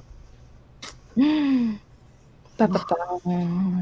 number 2 is We're forgiven. back to best friends, Ryan. My number 1 is also Ghost of Tsushima. My number 1 is Hades. My number 1 is Yay. Hades. We got a tie. We got a fight here. 3v3 is Tsushima versus Hades. All right, we All right, get so, Jin and hey, you know Zagreus what? in a ring. Gamer ass gamers up in this podcast tonight. Let me I mean, see I'm who sure I there's can some kick out moving of it real characters quick. for it by this point. Let's go. Get them both in Smash. Oh yeah, that would be Yeah, cool. start those campaigns, maybe. Nintendo listens when people say they want something in Smash, right? Oh yeah, totally. Totally. You got to get Nintendo to listen to us first.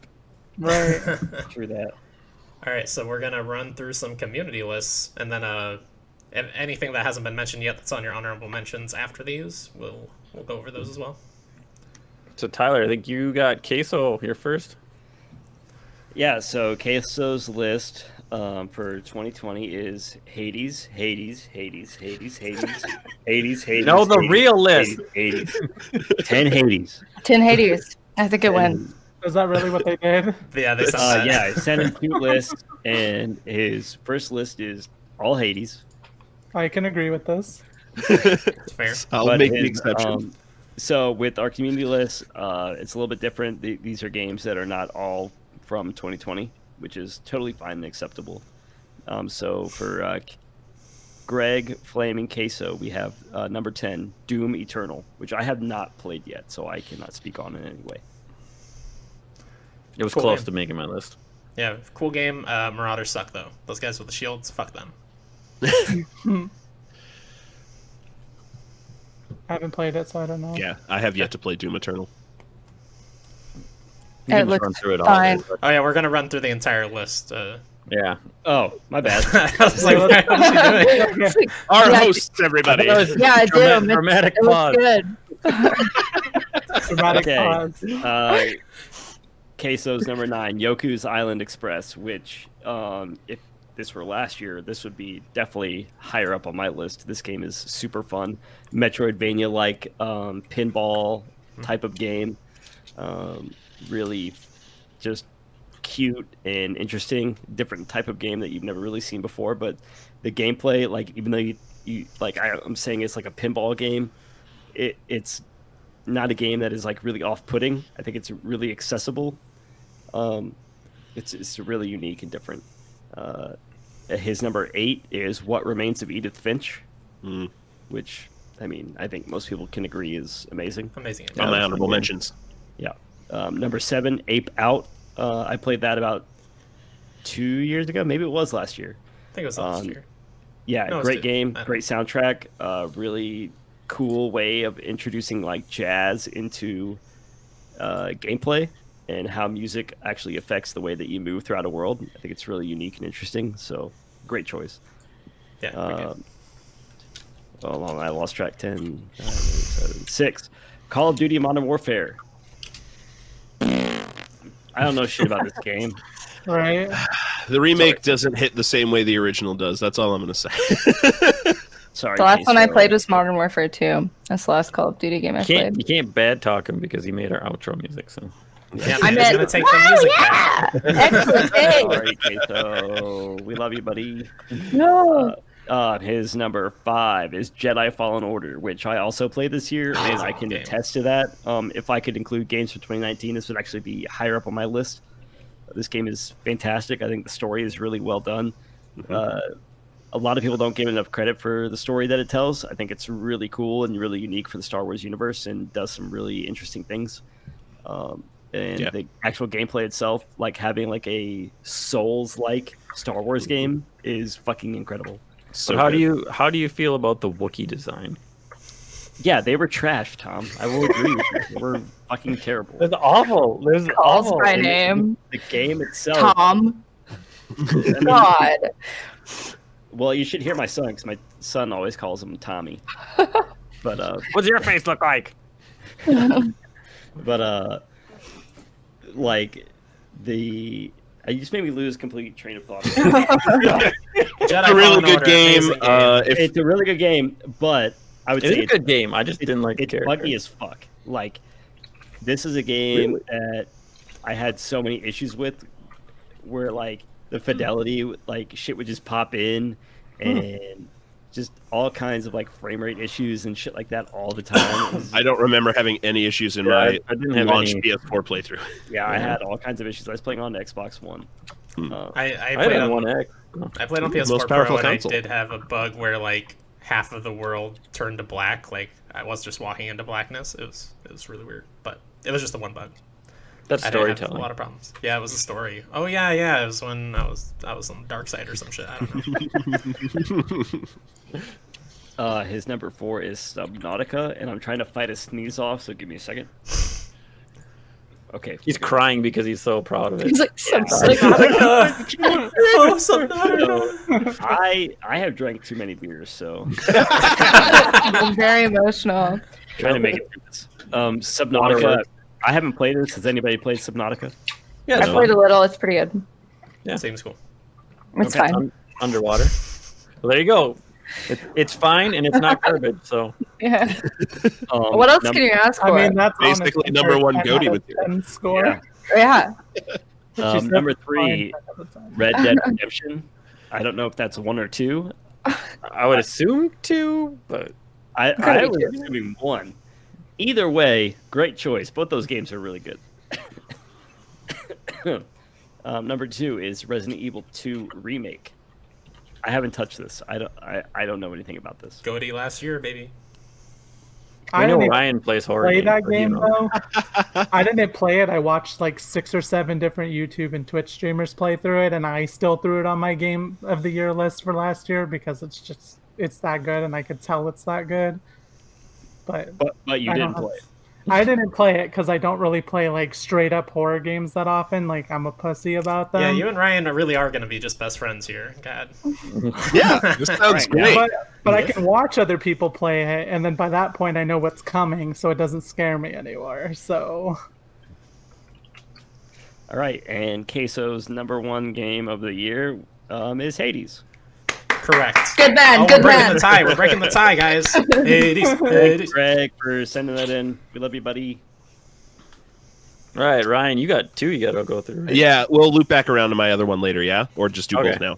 You can do All right. both now. It's fine. Okay, all right. So let's do Bob first. So I wrote in with my list. Howdy, Lunkers.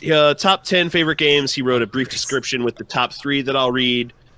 So Bob Buell, host of the 99 Questions podcast, his number 10 is Fall Guys. Great pick for number 10. Woo! Number 10. Garbage. Garbage. Oh, it's fucking terrible. Hey, can I stop you real quick? Yeah. Can I guess what his number 1 is before you say it? What's your number? What do you think? I think his number 1 is Mario 35. Okay. All right. All right. Not like you don't It's have Mario access to these 35. emails. Yeah, He said it on the GI don't- show, I think. I don't want to check that because that takes too much time and effort. So. Number 9, Animal Crossing. He doesn't say New Horizons, so maybe the first one? Oh. World. He's just playing. I Wild didn't World. say New Horizon either, so maybe I was talking about the first one. Possibly. It's a good game. He does play old games, though. That's true. Because his number 8 is Super Mario 64. No, that is a kind of come out good this year. game, though. It is. Theoretically, did come out this year. And because it of did have, Split. yep. It had that That is a- re-release. That's a good game. His number 7 is Astro's Playroom, which I've heard a lot of good things about, even as a pack-in game. I'm it's definitely a lot of going to fun. be checking that out once. Honorable mention for sure. Yeah. Number 6, Baba Is You, which I've heard a lot about. I have not That checked game is out. Freaking That's first amazing. It's amazing. It's so hard, though. You have to be a super smart guy to finish that whole We've game. been I use playing so it many in guys. this house. It's Oh, like nice. so amazing. Let's check it out. Number 5 for Bob is Hades, which seems a little low. That's low. What That's is a it? little low. Well, I mean, I had Hades at like 9, didn't I? So. Yeah. Yeah. You're like barely human. Yeah, but we just ignored that. Bob's number 4, Final Fantasy VII Remake. Sweet. Good job, Bob. Bob's number 3. Now, keep in mind, all 3 of these games beat out both Hades and Final Fantasy VII Remake.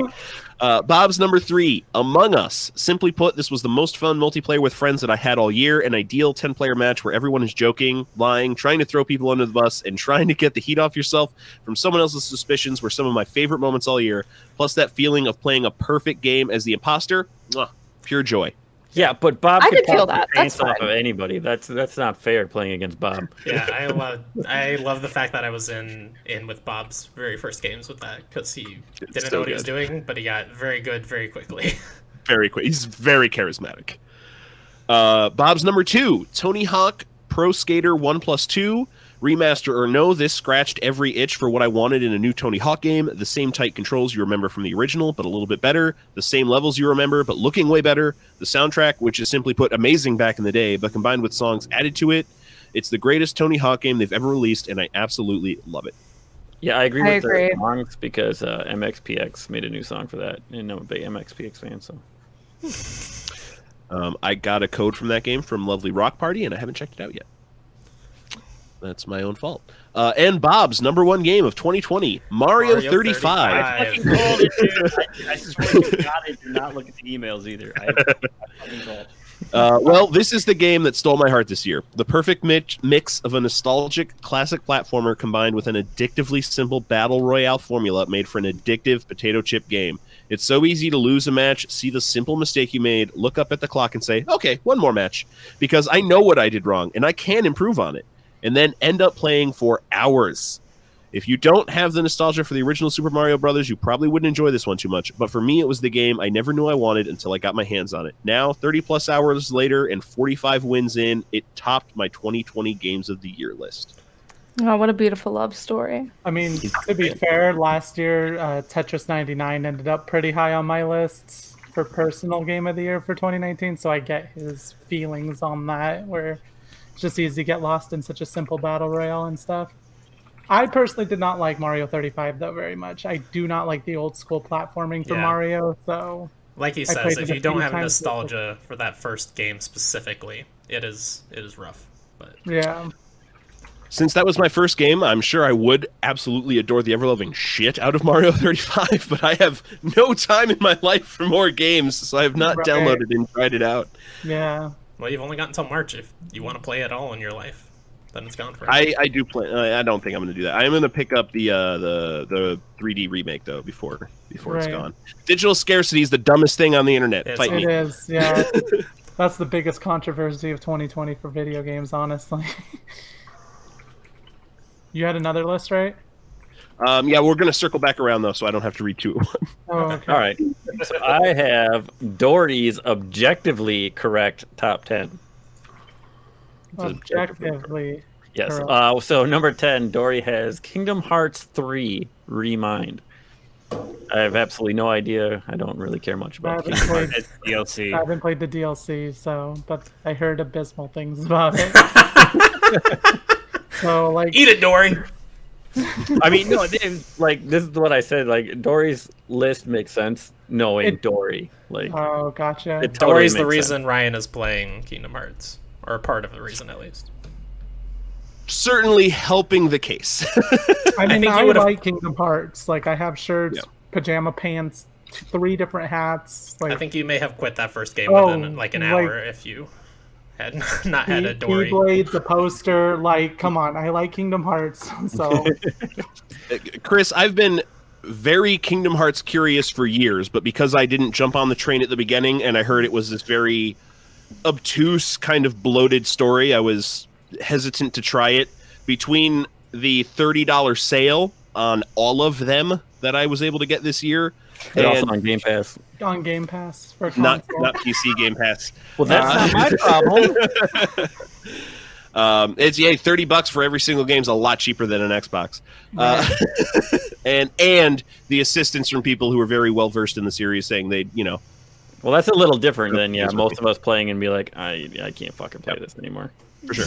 But I've been Kingdom Hearts curious for a long time. It's just I've been hesitant because of the well-known obtuseness of the story of those games. Like, even when you talk to an expert on Kingdom Hearts, they're like, "Oh, there is that one plot hole. I don't fucking know." Yeah, like it's so confusing. I love the story, but there's plenty of points where you're like, "I don't fucking know." Listen, whatever. I've played every Kingdom Hearts game. Yeah. Nobody loves that story. I like it a lot. It's like, it's so hokey and like just dumb. There is no story there. It's not good. It's bad. The gameplay is fun. I love those characters. Is bad. The worlds are unique and fun, and it's just whimsy. It's whimsy, just fucking around in the Disney world with Disney characters doing RPG shit. That's all it is. I could play Disney Infinity then. Not even the same experience. You could just play that crappy Disney game that was on Game Pass. Yeah. Where you go to the park? I have Universe or I played that for a little while. For the Connect or whatever? Yeah, it was so bad. I think Kingdom Hearts 3 is like... I got that for my kids. My kids like that. Incredible, so... My kids did not like Kingdom Hearts. I tried to get them. They're like, I don't know. Kingdom Hearts 3 is really fucking good. That's the one I tried to get them to play. It's one of my and they're favorite like, games. "Mm." Pirates of the Caribbean World is one of the most fun fucking experiences I've ever played. It's so Also, I could play Disney Infinity. There's a Pirates of the Caribbean Disney World. Infinity. I even have Davy Jones. All right, number 9, Dory has Doom Eternal, which we've touched on. Number 8, Kingdom Hearts Melody of Memory. If I'd played that, I probably would have ended up on mine, honestly. It's Is basically that the rhythm one or whatever. The best part Yeah. of Kingdom Hearts Yeah. is the music, and it's just a lot of music. So I've Okay. heard pretty good things about it overall, so. Number 7, Tony Hawk Pro Skater 1 and 2. We touched on. Number 6, Resident Evil 3 Remake. yeah, we didn't really talk about that one. It's weird that like Resident Evil 2 Remake was my goatee last year, but Resident Evil 3 didn't even make the list because it's just doing the same things 2 was doing, but not as well, in my opinion. But I like that multiplayer mode. That was interesting. Cool. Number There's a multiplayer 5. mode? I didn't even hear about that. What? I don't know. You said there was a multiplayer mode? Yeah, Resident Evil Resistance. Oh, where the one person Resistance plays as, thing, like, yeah. Mm. I heard people had That's problems with 3 because they were, again, for whatever reason, trying to force it into action game type vibes or whatever. For like, Yeah. why are you doing that? The second one proved, again, so did 7, that you need to be doing the slow paced, like, that sort of thing. But Yeah. Yeah, no, okay, so number 5 is Hades. Low. Suck it, Hades fans, because number 4 is Ghost of Tsushima. No. It ain't no number one. We've still got 4 number ones for Hades. Number 3 is Final Fantasy VII Remake. Dory's list No. is good.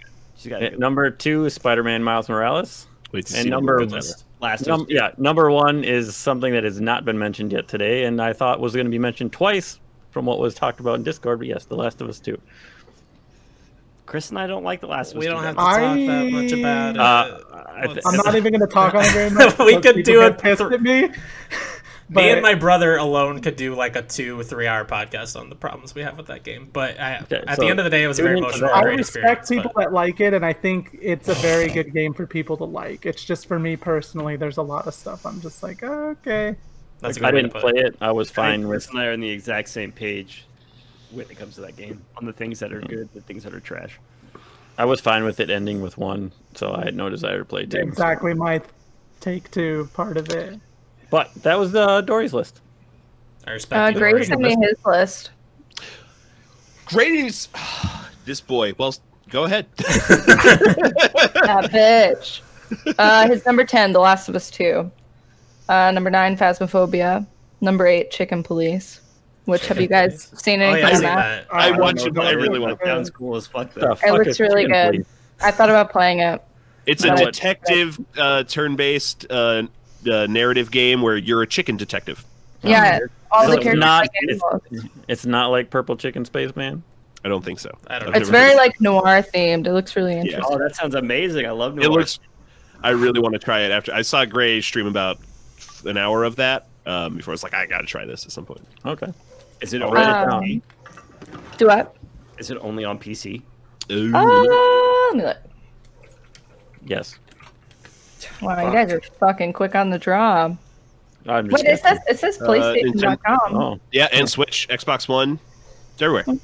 Okay, Chicken Police. I wrote that down. Okay. Number 7, he has written, and I quote, "Goats of Sushi," which I'm assuming is Ghost of Tsushima. It's not high enough, but that's fine. I mean, We'll accept it. Gods of sushi. That's what he To be said. fair, he has never touched Legends mode. And I realize that is its own exception, but if Legends mode is such an add-on to me that is a game changer. yeah. I believe it. It's just disrespected by calling At goats. this point, I'm just waiting for him to get a PS5 to actually fully dive into the game, just so that loading is faster and it runs super Their constantly. and loading everything. is fucking incredible. I mean, loading is already optimized. Like everybody's already talked about how optimized that is. It's just, Yeah. I'm like, why not just get the slightly better experience down the line, especially whenever next summer hits and there's probably not anything going on or whatever. It's the 4K 60 that's got me excited for PS5 with Ghost of Tsushima. Right, exactly. I'm just excited about the goats and the sushi, really. Yeah. Is that like a special wrap that you gotta do? I don't know. Yeah. It's mod. And is it actual goat? There's not a lot of sushi in that game. Or is it goat? It's actual meat? goats and sushi. It's a mod. Yeah. It's like yeah, what is the stupid goat simulator game? Yeah, it's goat Goat simulator. Simulator. Yeah.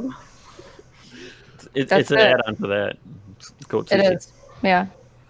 Yeah. 6 is Final Fantasy VII Remake. 5 is Neo 2. N-I-O-H. I don't know how to Neo? pronounce it. Neo? Yeah, Neo. I didn't play Neo? Okay. I That haven't is played another it. Souls-like. There's a remake coming, or a remaster of it coming out on like PS5. So I'm like, okay, I'm just gonna wait for that. Yeah, quarter Like one. the game's remastered and put together or something. That'll That's probably on be the on. chick's butt, That'll probably be on Say like what? PlayStation Plus or something too, because I bought where it. she has like Yeah. As 5 soon as I trillion buy it, it goes polys in on her butt. PlayStation Oh Plus. no, that's something else. Wait, what? That's the wrong email, Skelly. No, what is that game? It's something like that. It's back in Where- the infinite penis again. I don't know what's happening. No, Somebody's got something in it's their like- butt. Fuck. The character model has like 10,000 polys, like just for her butt. That's very impressive.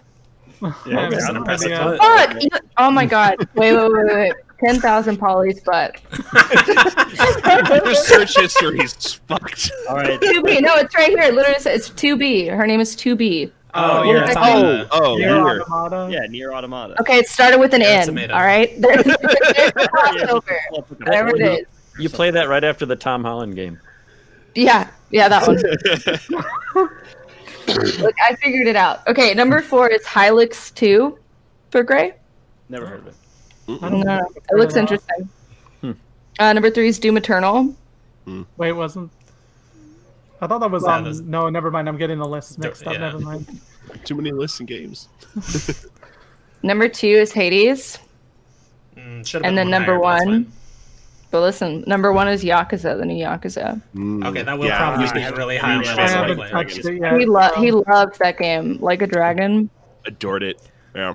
Yeah. His It was reactions were Really like goofy. like his reactions to that game were like someone who has watched every single season of like a soap opera, and then every time some big revelation would happen, he'd be like, drop the controller, be like, oh my god, going nuts. Yeah, the way like he reacted to that game, God, it looks so good. I can't wait to try it. So if we had like reaction videos of Tyler watching new One Piece stuff. Oh, you don't even know, man. Last night I was like drinking beers and watching One Piece, about to cry. It was sad. Life of a weeb. Yep. I went to my wife before I went to bed. I was like, "Can I get this One Piece box set?" He's like, no, you bought too many goddamn Fortnite skins. Like $185. It's like, I just need it. Stop buying Fortnite skins. You can buy it. But yeah, Like a Dragon is like at the top of my honorable mentions because I just have not been able to play it, but I know I'm gonna love it. I love Yakuza Same. 0 through 5. I have not played 6 yet, which is the main reason why I haven't started 7. I Gotta know find a I'm lot gonna of love time. it because everybody compares it to Mother or Earthbound. Like the Earthbound series? Yeah. Oh, wow. And everybody compares it to that, and I fucking love Earthbound. And Have you played Undertale? A little bit, yeah. I wasn't super hot on Undertale just because I didn't like the aesthetic of it. But, yeah, Take your Living garbage off. podcast. but like Earthbound is super good, and It is. a Yakuza game like that sounds amazing. Sweet. That's his list. I have Rob Hudak, otherwise known as Raven Named Rook. I have his list here. Number 10, he cheated a little bit. Number 10 is Bloodborne, which he says it's tied for his favorite game of all time with Breath of the Wild. So I'm going to assume he put it at number 10 because it's not qualified, but he had to put it on there anyway.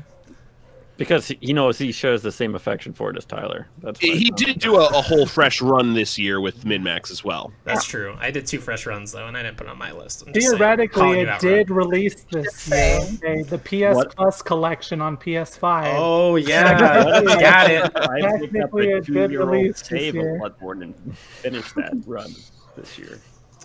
How about that? His number 9 is Phasmophobia.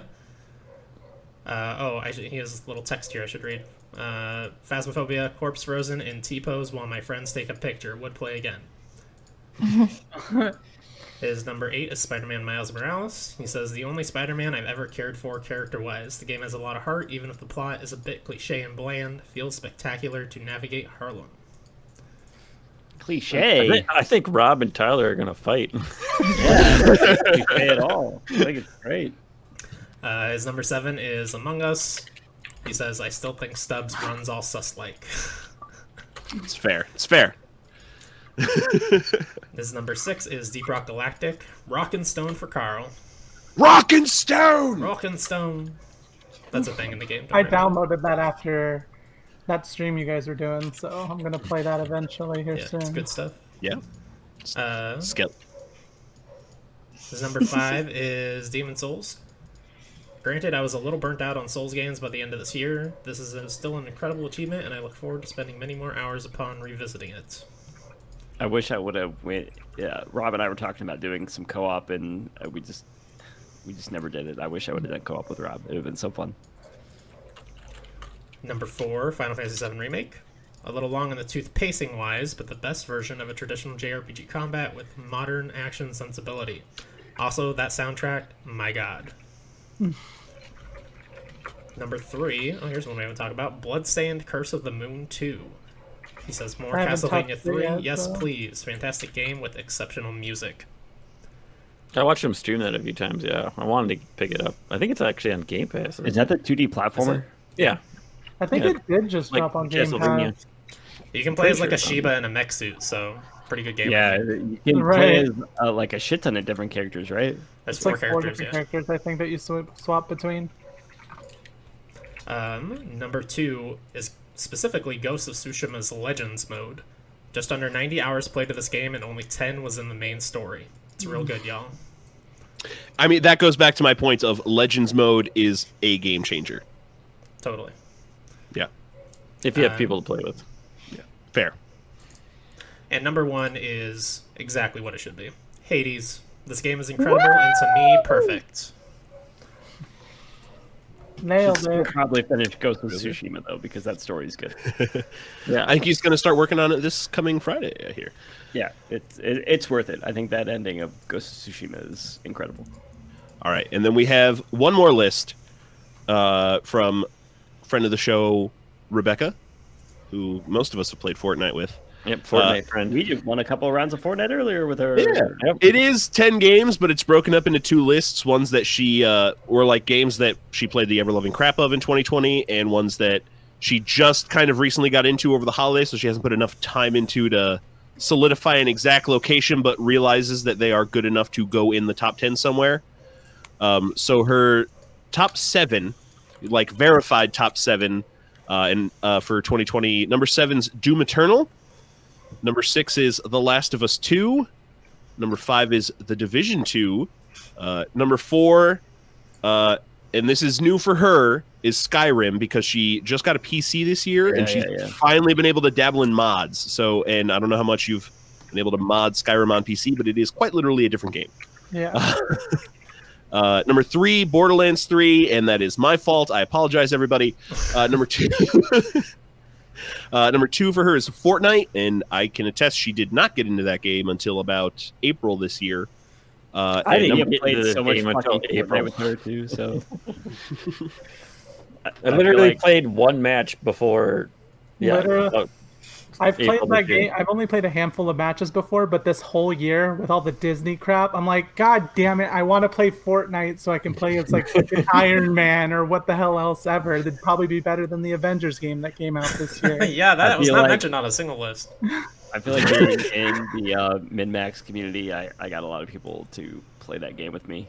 And I take responsibility for it. I mean, it's downloaded on my Series X. I'm like right next to playing it, honestly. If you ever want. Yeah, I mean, I have had it downloaded since 2017, so I've never deleted it. I love that fucking game. I think that game is incredible. It's I've had it on my PS4, but I never played the Battle Royale. I always played the Save the World. until we started playing together, and then we Right, that's what I'm saying. Like, Yeah, then- I had played one multiplayer match before this year. The game's fucking fun, dude. God, It's fun with the group. Has no right to be that fun, but fuck, I have a good time every time I play it. Yeah, when you can drop $25 on a skin and then buy, teddy bears that you don't want. Yeah, and then my wife asked me about them later, then I gotta tell them how I actually You're like, hey, I got you this bottle of wine. Yeah. Deflect things. She's like, you're lucky we got a stimulus check coming. Psych. Best joke of this podcast. And the number one... Thanks, Mitch McConnell. Number one game for sure from Rebecca is Fallout 4. Again, with the whole modding from PC. I know she adored that game on PS4, but getting to play it with mods on PC is a different experience. And then the 3 games that she got into recently but hasn't been able to quite nail down yet. The Long Dark, which I haven't heard of. It looks good. Yeah, it's pretty good. I played it with I take turns playing with my dad when I was up at his house. Okay. Number 2, Divinity Original Sin 2, which we've played a bit of on PS4 this year for the first time. We just picked it up on PC, so we're going to hopefully dig into that playthrough a little bit more. And Sekiro Shadows Die Twice. Except Did anybody play The Division 2?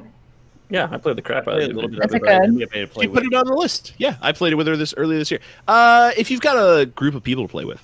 Yeah, it's not fun by yourself, but the gunplay is really tight and fun. But since I was playing by myself, I didn't want to keep playing. Have you ever played? That's kind of how it was at the first one. Yeah, the first Division. Yeah, Gears, like Gears of War. Yeah, I fucking love that game. I'll play it by my fucking self all day. I feel like ever. the combat feels somewhat similar to Gears, but there's not enough. No, just like hide and cover is the only thing. There's not enough. There's not enough of that. Name another one. What are the others besides Gears and Division? Last of Us. I fucking hate Last of Us. Cover. Get out of here. I didn't beat the first one. They've got a cover system that's extremely similar to the first one. It's the scavenging part of that's not fun to me. Breakpoint. Really? Yeah, I really dislike it. Oh, I really like The Last of Us. I thought it had an excellent story. Uncharted doesn't feel the same. The gunplay's not good enough. GTA 5. GTA 5's not cover to cover. It has cover to cover, but it's not cover to cover. Is it real? No, Breakpoint doesn't feel like that, Tom. I played about 40 hours of Breakpoint this year, and when you get into certain spots, you can do it. Like, oh, you absolutely can't. But it's not like that's not the main mechanic of Breakpoint. Why does it have to be the main mechanic? I don't want a main mechanic to be fucking hide behind this. The best one was that fucking Terminator game that came out like 8 years ago. That was the best duck and cover. What, the Salvation one? Yes. That game was crap. But the duck and cover and movement between fucking ledges was way better than Gears of War. Wasn't Army of Two duck and cover type stuff? Yes, it was. And I love the shit out of Army of Two. Yeah, Army of Two is freaking amazing. Yeah, there are not enough over-the-shoulder duck and cover, like good quality main mechanic. That's just because there's not a big calling anymore. They're wrong. There needs to be more. That's the only reason I like it. They go by the numbers. Look at what happened to those fucking duck and cover games. Like, aside from Gears, yeah, people don't want to play this. Like, I don't even care about Gears anymore. People still play Division regularly. The Division is good. That's the only reason I liked it. That's because of the gameplay. It was just really tight controls. I would continue to go back to that. It's so fucking tight. I mean, the gunplay is fantastic. And exactly. So we need more. They just need to be developed better. Yeah. Well, when Ubisoft's got the fucking market on it, you're kind of fucked anyway. Yeah, well. Did you guys You're play the Tom Clancy? Did you guys play the Hivebusters thing that came out for Gears 5 this year? It's I like a story mode in Hivebusters now. I haven't finished Gears 4, so I haven't played Gears 5 at all. I stopped at Gears 3 because... Me too. I didn't finish the Gears 5 story because I got to that one Berserker mom boss or whatever, and I was like, this is the stupidest thing design ever, so... I died to it a few times. I was like, okay, I'm fucking done. Just looked up the ending to the game. I was like, I'll try again at Gear 6. Bye. Like, I played the multiplayer on the game a fair bit, but like the story, that one boss fight just pulled me out of it so fast. I feel it's Microsoft's problem at this point because they lost me on Gears and they lost me on Halo. Like, I could give two shits about those games now. I agree. I stopped at Halo 3. So fucking good, and I wish people liked it more. That game is fun. I didn't even try 5 and 4. I started, and I'm like, this story is fucking bullshit. I think 5 is underrated. I think the gunplay in 5 is super fucking tight and amazing. I think I'm about to 5 download them on Game Pass because I kind of fell off after I I think didn't have 5 an is so Xbox. fucking good and underrated. I don't know why everybody hates it. I never played it. I don't hate it. I don't care about it. I haven't That's the played it problem. either. I stopped at 3 for Gears and Halo. Yeah, Halo 5, like playing as Locke. Locke is super cool. I like Locke a lot. Didn't they like adopt like the whole class-based thing? That was in Reach, really. Mhm. And Reach was the last one I played, and I loved Yeah. Reach, and it was yeah, just like Reach is incredible. I like the story of Reach, but I'm iffy on the gameplay. That's okay because that game came out forever ago, and we're talking Yeah. about 2020 That's release. fair. That's fair. Actually, we're talking about honorable mentions. That's true. Yeah, Tyler, I you have don't any think we made honorable it, mentions that we haven't talked about yet? Astro's Playroom. We talked about it. Not We really. mentioned it, but I mean, I think that game's great. Super fun, even though it's like an add-on thing for the PS5. I got the platinum on it. I think the platforming is incredible. I wish it was a bigger release. I would like to see more from Asobo Studios. I think it's It was really like a demo game, yeah? yeah, pretty much. Yeah. The platforming is I mean, it super. still went like fucking a solid fun. few hours. Really? It's Yeah. it's basically a controller tutorial is what it was made as for the Yeah, PS5. but it's so fun. Like the platforming is super fun. Oh, Yeah. have you played the VR rescue game? mission on VR? No, I do not have a PSVR. Oh, dude. I know. I want to. From playing Playroom, I want to go back and play Astro, whatever the rescue mission. Whatever. Yeah, Yeah. I have Astrobot Rescue Mission and a PlayStation VR, but I haven't played it because I have a Quest 2 now, and PlayStation VR looks like freaking ass. It Not is good ass, like bad ass, like shitty ass. Nobody's wiped that ass. phenomenal. Rescue mission is so good, so good. Another honorable mention I have is Call of the Sea. I know Chris has played this. We kind of have a little differing opinions on it, but I think the story of that game like is really cool. There are a couple puzzles that I think are complete garbage and make no sense, and it kind of breaks up that game. But the actual story that is being told through that narrative is really fucking cool and unique, and I like that a lot. It really pulled me through. The Pathless, which we've talked enough about, but I think it's worth mentioning again. I think that game is really good. And then I think Superliminal. I know. I think Oh, that looks really good. yeah, I don't know if that came out this year on everything or not. I played it on Switch this year. I know it just released on Switch this year. I played through that, and that game is really fucking fun. The puzzles are really unique and interesting, and just it plays with perspective a lot and how you view things, and I really like that. It's really cool puzzle. It looks design. so good. It's like Yeah. such a creative take on a puzzle game. Yeah, and it's kind of like changing the environments and making things, bigger or smaller depending on where your Perspective. perspective is, Yeah. and it's really cool. There's another game that's coming out like that soon. I can't remember the name of it, but I'm really interested in that. And it kind of gave me those kind of vibes. Yeah, it looks super good. Yeah, I really good. haven't played. Highly recommend. It's Sweet. fine. No, I haven't played it. It looks fine. Genetics, you have any honorable mentions we haven't talked about? Honorable mentions for me for ones that directly came out this year. The Devil May Cry 5 Special Edition. That's pretty much my game of forever. I was freaking obsessed with that game, still am, and playing as Virgil and playing at 60 FPS constantly with 4K and everything is really awesome on the Series X. And then Risk of Rain 2, I was really obsessed with. I almost put it on my list. Just a fun roguelite to play, but it gets a little repetitive because there's only like one good build for every hero. And then Cyberpunk is an honorable mention because I just feel like it needs to get polished up more. So that's why it's not on the list at all. And then, Gears Tactics and Spellbreak came out this year too. And then for games that didn't come out this year, but they do a lot, that makes it feel new all the time. I play the crap out of the Hearthstone Battlegrounds game mode, which they constantly update that a whole bunch. And then League of Legends, just constantly big-ass season updates and stuff to make it feel new every season, so... Sweet. Yeah, Gears Tactics that's is also me. in my honorable mentions, just to throw that out real quick. It was a good year for strategy games, and I feel like I did not play a lot of them, and that makes me sad. Yeah, I've only put about 45 minutes into Gears Tactics, and that's a damn shame because that first little chunk that I did play is great. and I really do need to sink my teeth in more. I forgot real quick. Bob had a couple honorable mentions. Crash Bandicoot 4, It's About Time, and Super Puzzle Fighter HD. I also forgot one from mine, real quick, if you don't mind me interjecting. Yeah, No, your time's over. The last... fuck off, Tom. The Last Campfire by Hello Games, I thought was a really cute little puzzle game. I had some frame rate issues playing on Switch, but I thought the overall puzzle mechanics and story were really cool and unique, and it was cool to see them tackle something different besides No Man's Sky, even though they're taking No Man's Sky and creating like an incredible fucking thing with that.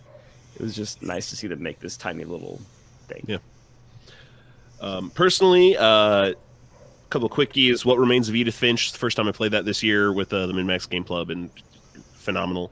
A Plague Tale, guys. Thanks so much for getting me to play that. Top-notch game, so good. Phantom Brigade, which I haven't played a lot of. I've seen Rob stream it more than I've played it. It's an early access strategy game with mech fighters and a lot of customization to the mech fighters and little XCOM-y, but it looks really good. There's really minute down to the millisecond, like what happens in a turn when you can do certain things in that turn. It's really, really minute precision strategy gaming, which looks really cool. Grindstone, which I just got into on iOS, and I can't That game stop. is so fucking good, dude. It's really addicting, a ton of fun. Monster Sanctuary, which I've gotten at least 2 people to play. That it's, Metroidvanias have been hit or miss for me, but creature collectors are comfort food, and so is turn-based fighting games, and it's not much, but the little fun piece they're doing with that combo system in the turn-based fighting is enough to like add that strategical layer to make combat a little more interesting than just your turn, my turn, your turn, my turn. And final honorable mention for me, Killer Queen Black. I got into that game this year to the point where I'm on an esports team for it. I adore the ever-loving crap out of that game.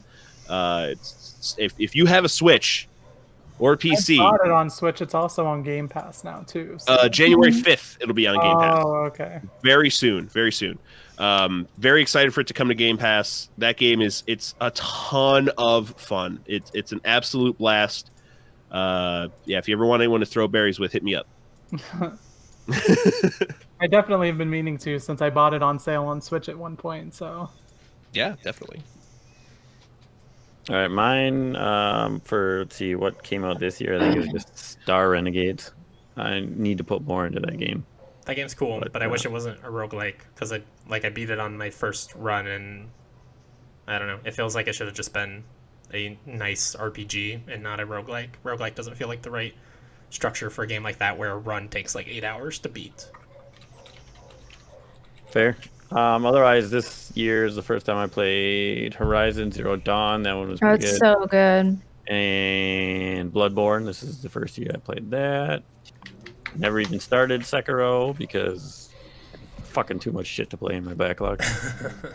And Monster Sanctuary. That's a good game so far. That's all I got. All right. I played 9 games from this year. So I'm going to have to say Banjo-Kazooie on the Nintendo 64 is pretty yeah, dude. I fucking love Banjo-Kazooie. solid platformer. You really can't go wrong with it. Yeah. The flying in that game is so fun. And we'll go with Ape Escape 3. Also a solid game. Those are probably my... dude, so whatever. So good. Quick You can't go question: wrong with it. what's the best level in Banjo-Kazooie? The best level? Yeah. I do like the piratey one, the beachy level. Because that's where you like first are introduced to flying, and it's super cool and exciting. Okay. Yeah. Plus, that's where you first do the like the jump thing Yeah. with the green. spring leg. That was a Yeah. spot on impression. Was it good? Yeah. That level is called Treasure Trove Cove. That's right. Yeah. No, that one's really. What's your favorite? Mad Monster Mansion or Freeze Easy Peak. Banjo-Kazooie is like my Oh favorite shit, time. that is a good one too. I forgot about the one with the big ass snowman. Yeah, that Freeze Easy Peach. Fuck, yeah, that is a good one. Desert is super fun. Oh, man. I mean, the whole fucking game is good. I love that. Oh, game. it's so good. It's so good. Yeah, so that's my top two honorable mentions for this year. Mentioning Banjo-Kazooie honestly just makes me think another honorable mention, even though it came out like, what is it, 2 years ago at this point for me, is Smash Brothers, because Sephiroth then just came out, so yeah, spamming the crap out of that, but Banjo-Kazooie's in it, so that's why I thought of it suddenly. So good. A really good game that came out this year. Yeah, and you get the Spiral Mountain map, and it's fucking fantastic. I love that map. Mm-hmm. Oh, also Spyro. Any Spyro game's pretty decent. Spyro Reignited is really good. Yeah. There you go. Okay. So Thank you guys. Thank you for coming to my TED Talk. So I have a shitload, so I'm gonna rapid fire, and you guys, you tell me if you want to talk about one. So for games that I just didn't get the chance to play, I've got XCOM Chimera Squad, 13 Sentinels, Half-Life Alyx. Wait, which you I looks played good. before You played 13 Sentinels? No, he hasn't played them, but he knows he'd like them to the extent yeah. of debating These are them for yeah, Game okay. of the Year. Persona 5 Royal, and then Kentucky Route Zero. I didn't touch any of those, but pretty confident I would like them. Kentucky Route Zero is the only one that's maybe kind of not exactly my type of game, but so many people talk so highly of it that I feel like I have to try it at some point. Yeah, I just wanna picked check that out up. 13 Sentinels, man. I just picked up Kentucky Route Zero on a PlayStation sale on Christmas. I haven't started it yet, but Oh, I'm sweet. very curious. Half-Life. Alex looks really good. Yeah, I wish I could. I have a Quest 2 now, but I can't find the fucking link cable Whoa. anywhere, so you need that to No! play it. Yeah. Buy one on Amazon. Yeah, but they're like $100 when they're supposed to be 50. So What the fuck? What is it called? the Amazon or what? Not Amazon, the Oculus Link cable. Skelly's on the case. I'm getting fucking pissed. Why is it so expensive? Is it all sold out? And now that you got scalpers? Yeah, I think it's Like scalping? Yeah. Oh, wow. Probably. And then, again, rapid fire. These games I played, I gave an 8 or higher, but they didn't quite make my list. That we haven't talked about at all yet. Boomerang Fu. It's actually one my brother introduced me to. Genetics. That game's fucking amazing. It's pretty cool. Moving out. Spelunky 2. Dreams. Paper Mario: The Origami King. Fuck, I want to play that still. Spiritfarer. Fuck. Oh, Yeah, no. definitely. That game is so great. The animation is incredible. Golf with Your Friends. The Yakuza. Oh, It was- that is a yeah. lot of fun. yeah. It was funny. Yeah, it's a very funny game. Yakuza Collection, Darksiders Genesis, Sackboy, and Minecraft Dungeons. I found that cable for $80. And it's only somewhat marked up. Is it the headset cable? Yeah. Oh, okay. I'll Oh, DM. Dory also had honorable mentions. I forgot to say. Fall Guys, Spiritfarer, and Ring Fit. Oh, Oh yeah, Ring cool. Fit's pretty cool. Was that this year? I don't even remember. I think it was last year, but Okay, like towards the end of last year, obviously, but Yeah, but try to get one of them last year. yeah, true. oh yeah, I know. Like I walked into a Target like right as they started to get restocked, and I was like, oh my god, they have one left. I have to buy it. So I bought it, and then after that point, they're just restocked everywhere. I was like, oh, I didn't need to rush so hardcore on it. But it was sold out for like a year straight. It felt like, Yeah. Cool. and just not fully related, but my girlfriend says New Horizon, and all the rest of the debate is pretty much void. So So we're all wrong, everybody. That's yeah. All right. That's the gist. All I right. got. She just texted me Nice. that New Horizon hands down. So this whole debate is not needed anymore. Mm-mm. All right, Yeah, I'll just we can all delete just it. go home. I'm glad we wasted 2 hours and Yeah. 38 minutes. Oh no, this is the second recording though. Yeah, we're at like 3 Oh hours. yeah. Or actually, it's the third recording. But Yeah, I am things tired get as wonky. fuck. Right. well, I agree. that's our goatee list. But apparently, Animal Crossing is actually the winner. I mean, it was on like. Why didn't you text us like 3 hours ago? Yeah. Now we can skip this whole fucking thing. Oh man, But gotta thanks, get her on here. Skelly and Genetix, for joining us for this. Thank you for having me. Is there anything Yeah, you guys want to thank plug? You guys need to It plug was a good something. time. Yeah, Plug? you got Skelly. You got something you want to plug? Yeah, Vampire the Masquerade's a pretty good game. Also came out this year. Solid. I heard it's trash. I mean, You heard wrong. You heard wrong. I don't know what to tell you. You shouldn't listen to that person. It's good. That's about all I have to say. Thank you. Not your Twitch channel? Yeah. No, it's not important. That's not important. Real life skeleton. It's real life skeleton. Oh, okay. And then Genetics, you got anything? My Twitch is just VictorianGenetix, and my YouTube is just www.youtube.com/VictorianGenetix. And we'll put links in the description for the video and podcast Woo. as well. Awesome. Except for Skelly, because she didn't really care anyway. But Listen, Vampire the Masquerade is a good game. Came out this year. Yeah, there'll be a link to buy Vampire the Masquerade. it's Yeah. fine. It's on sale right now. We're It's actually fine. being sponsored by Vampire the Masquerade. Fuck. They're giving us like 10 cents. They caught on, It's pretty guys. Beam me out. But yeah, thanks for everybody that listened and sent in their lists or watched this fantastic video of us being crazy.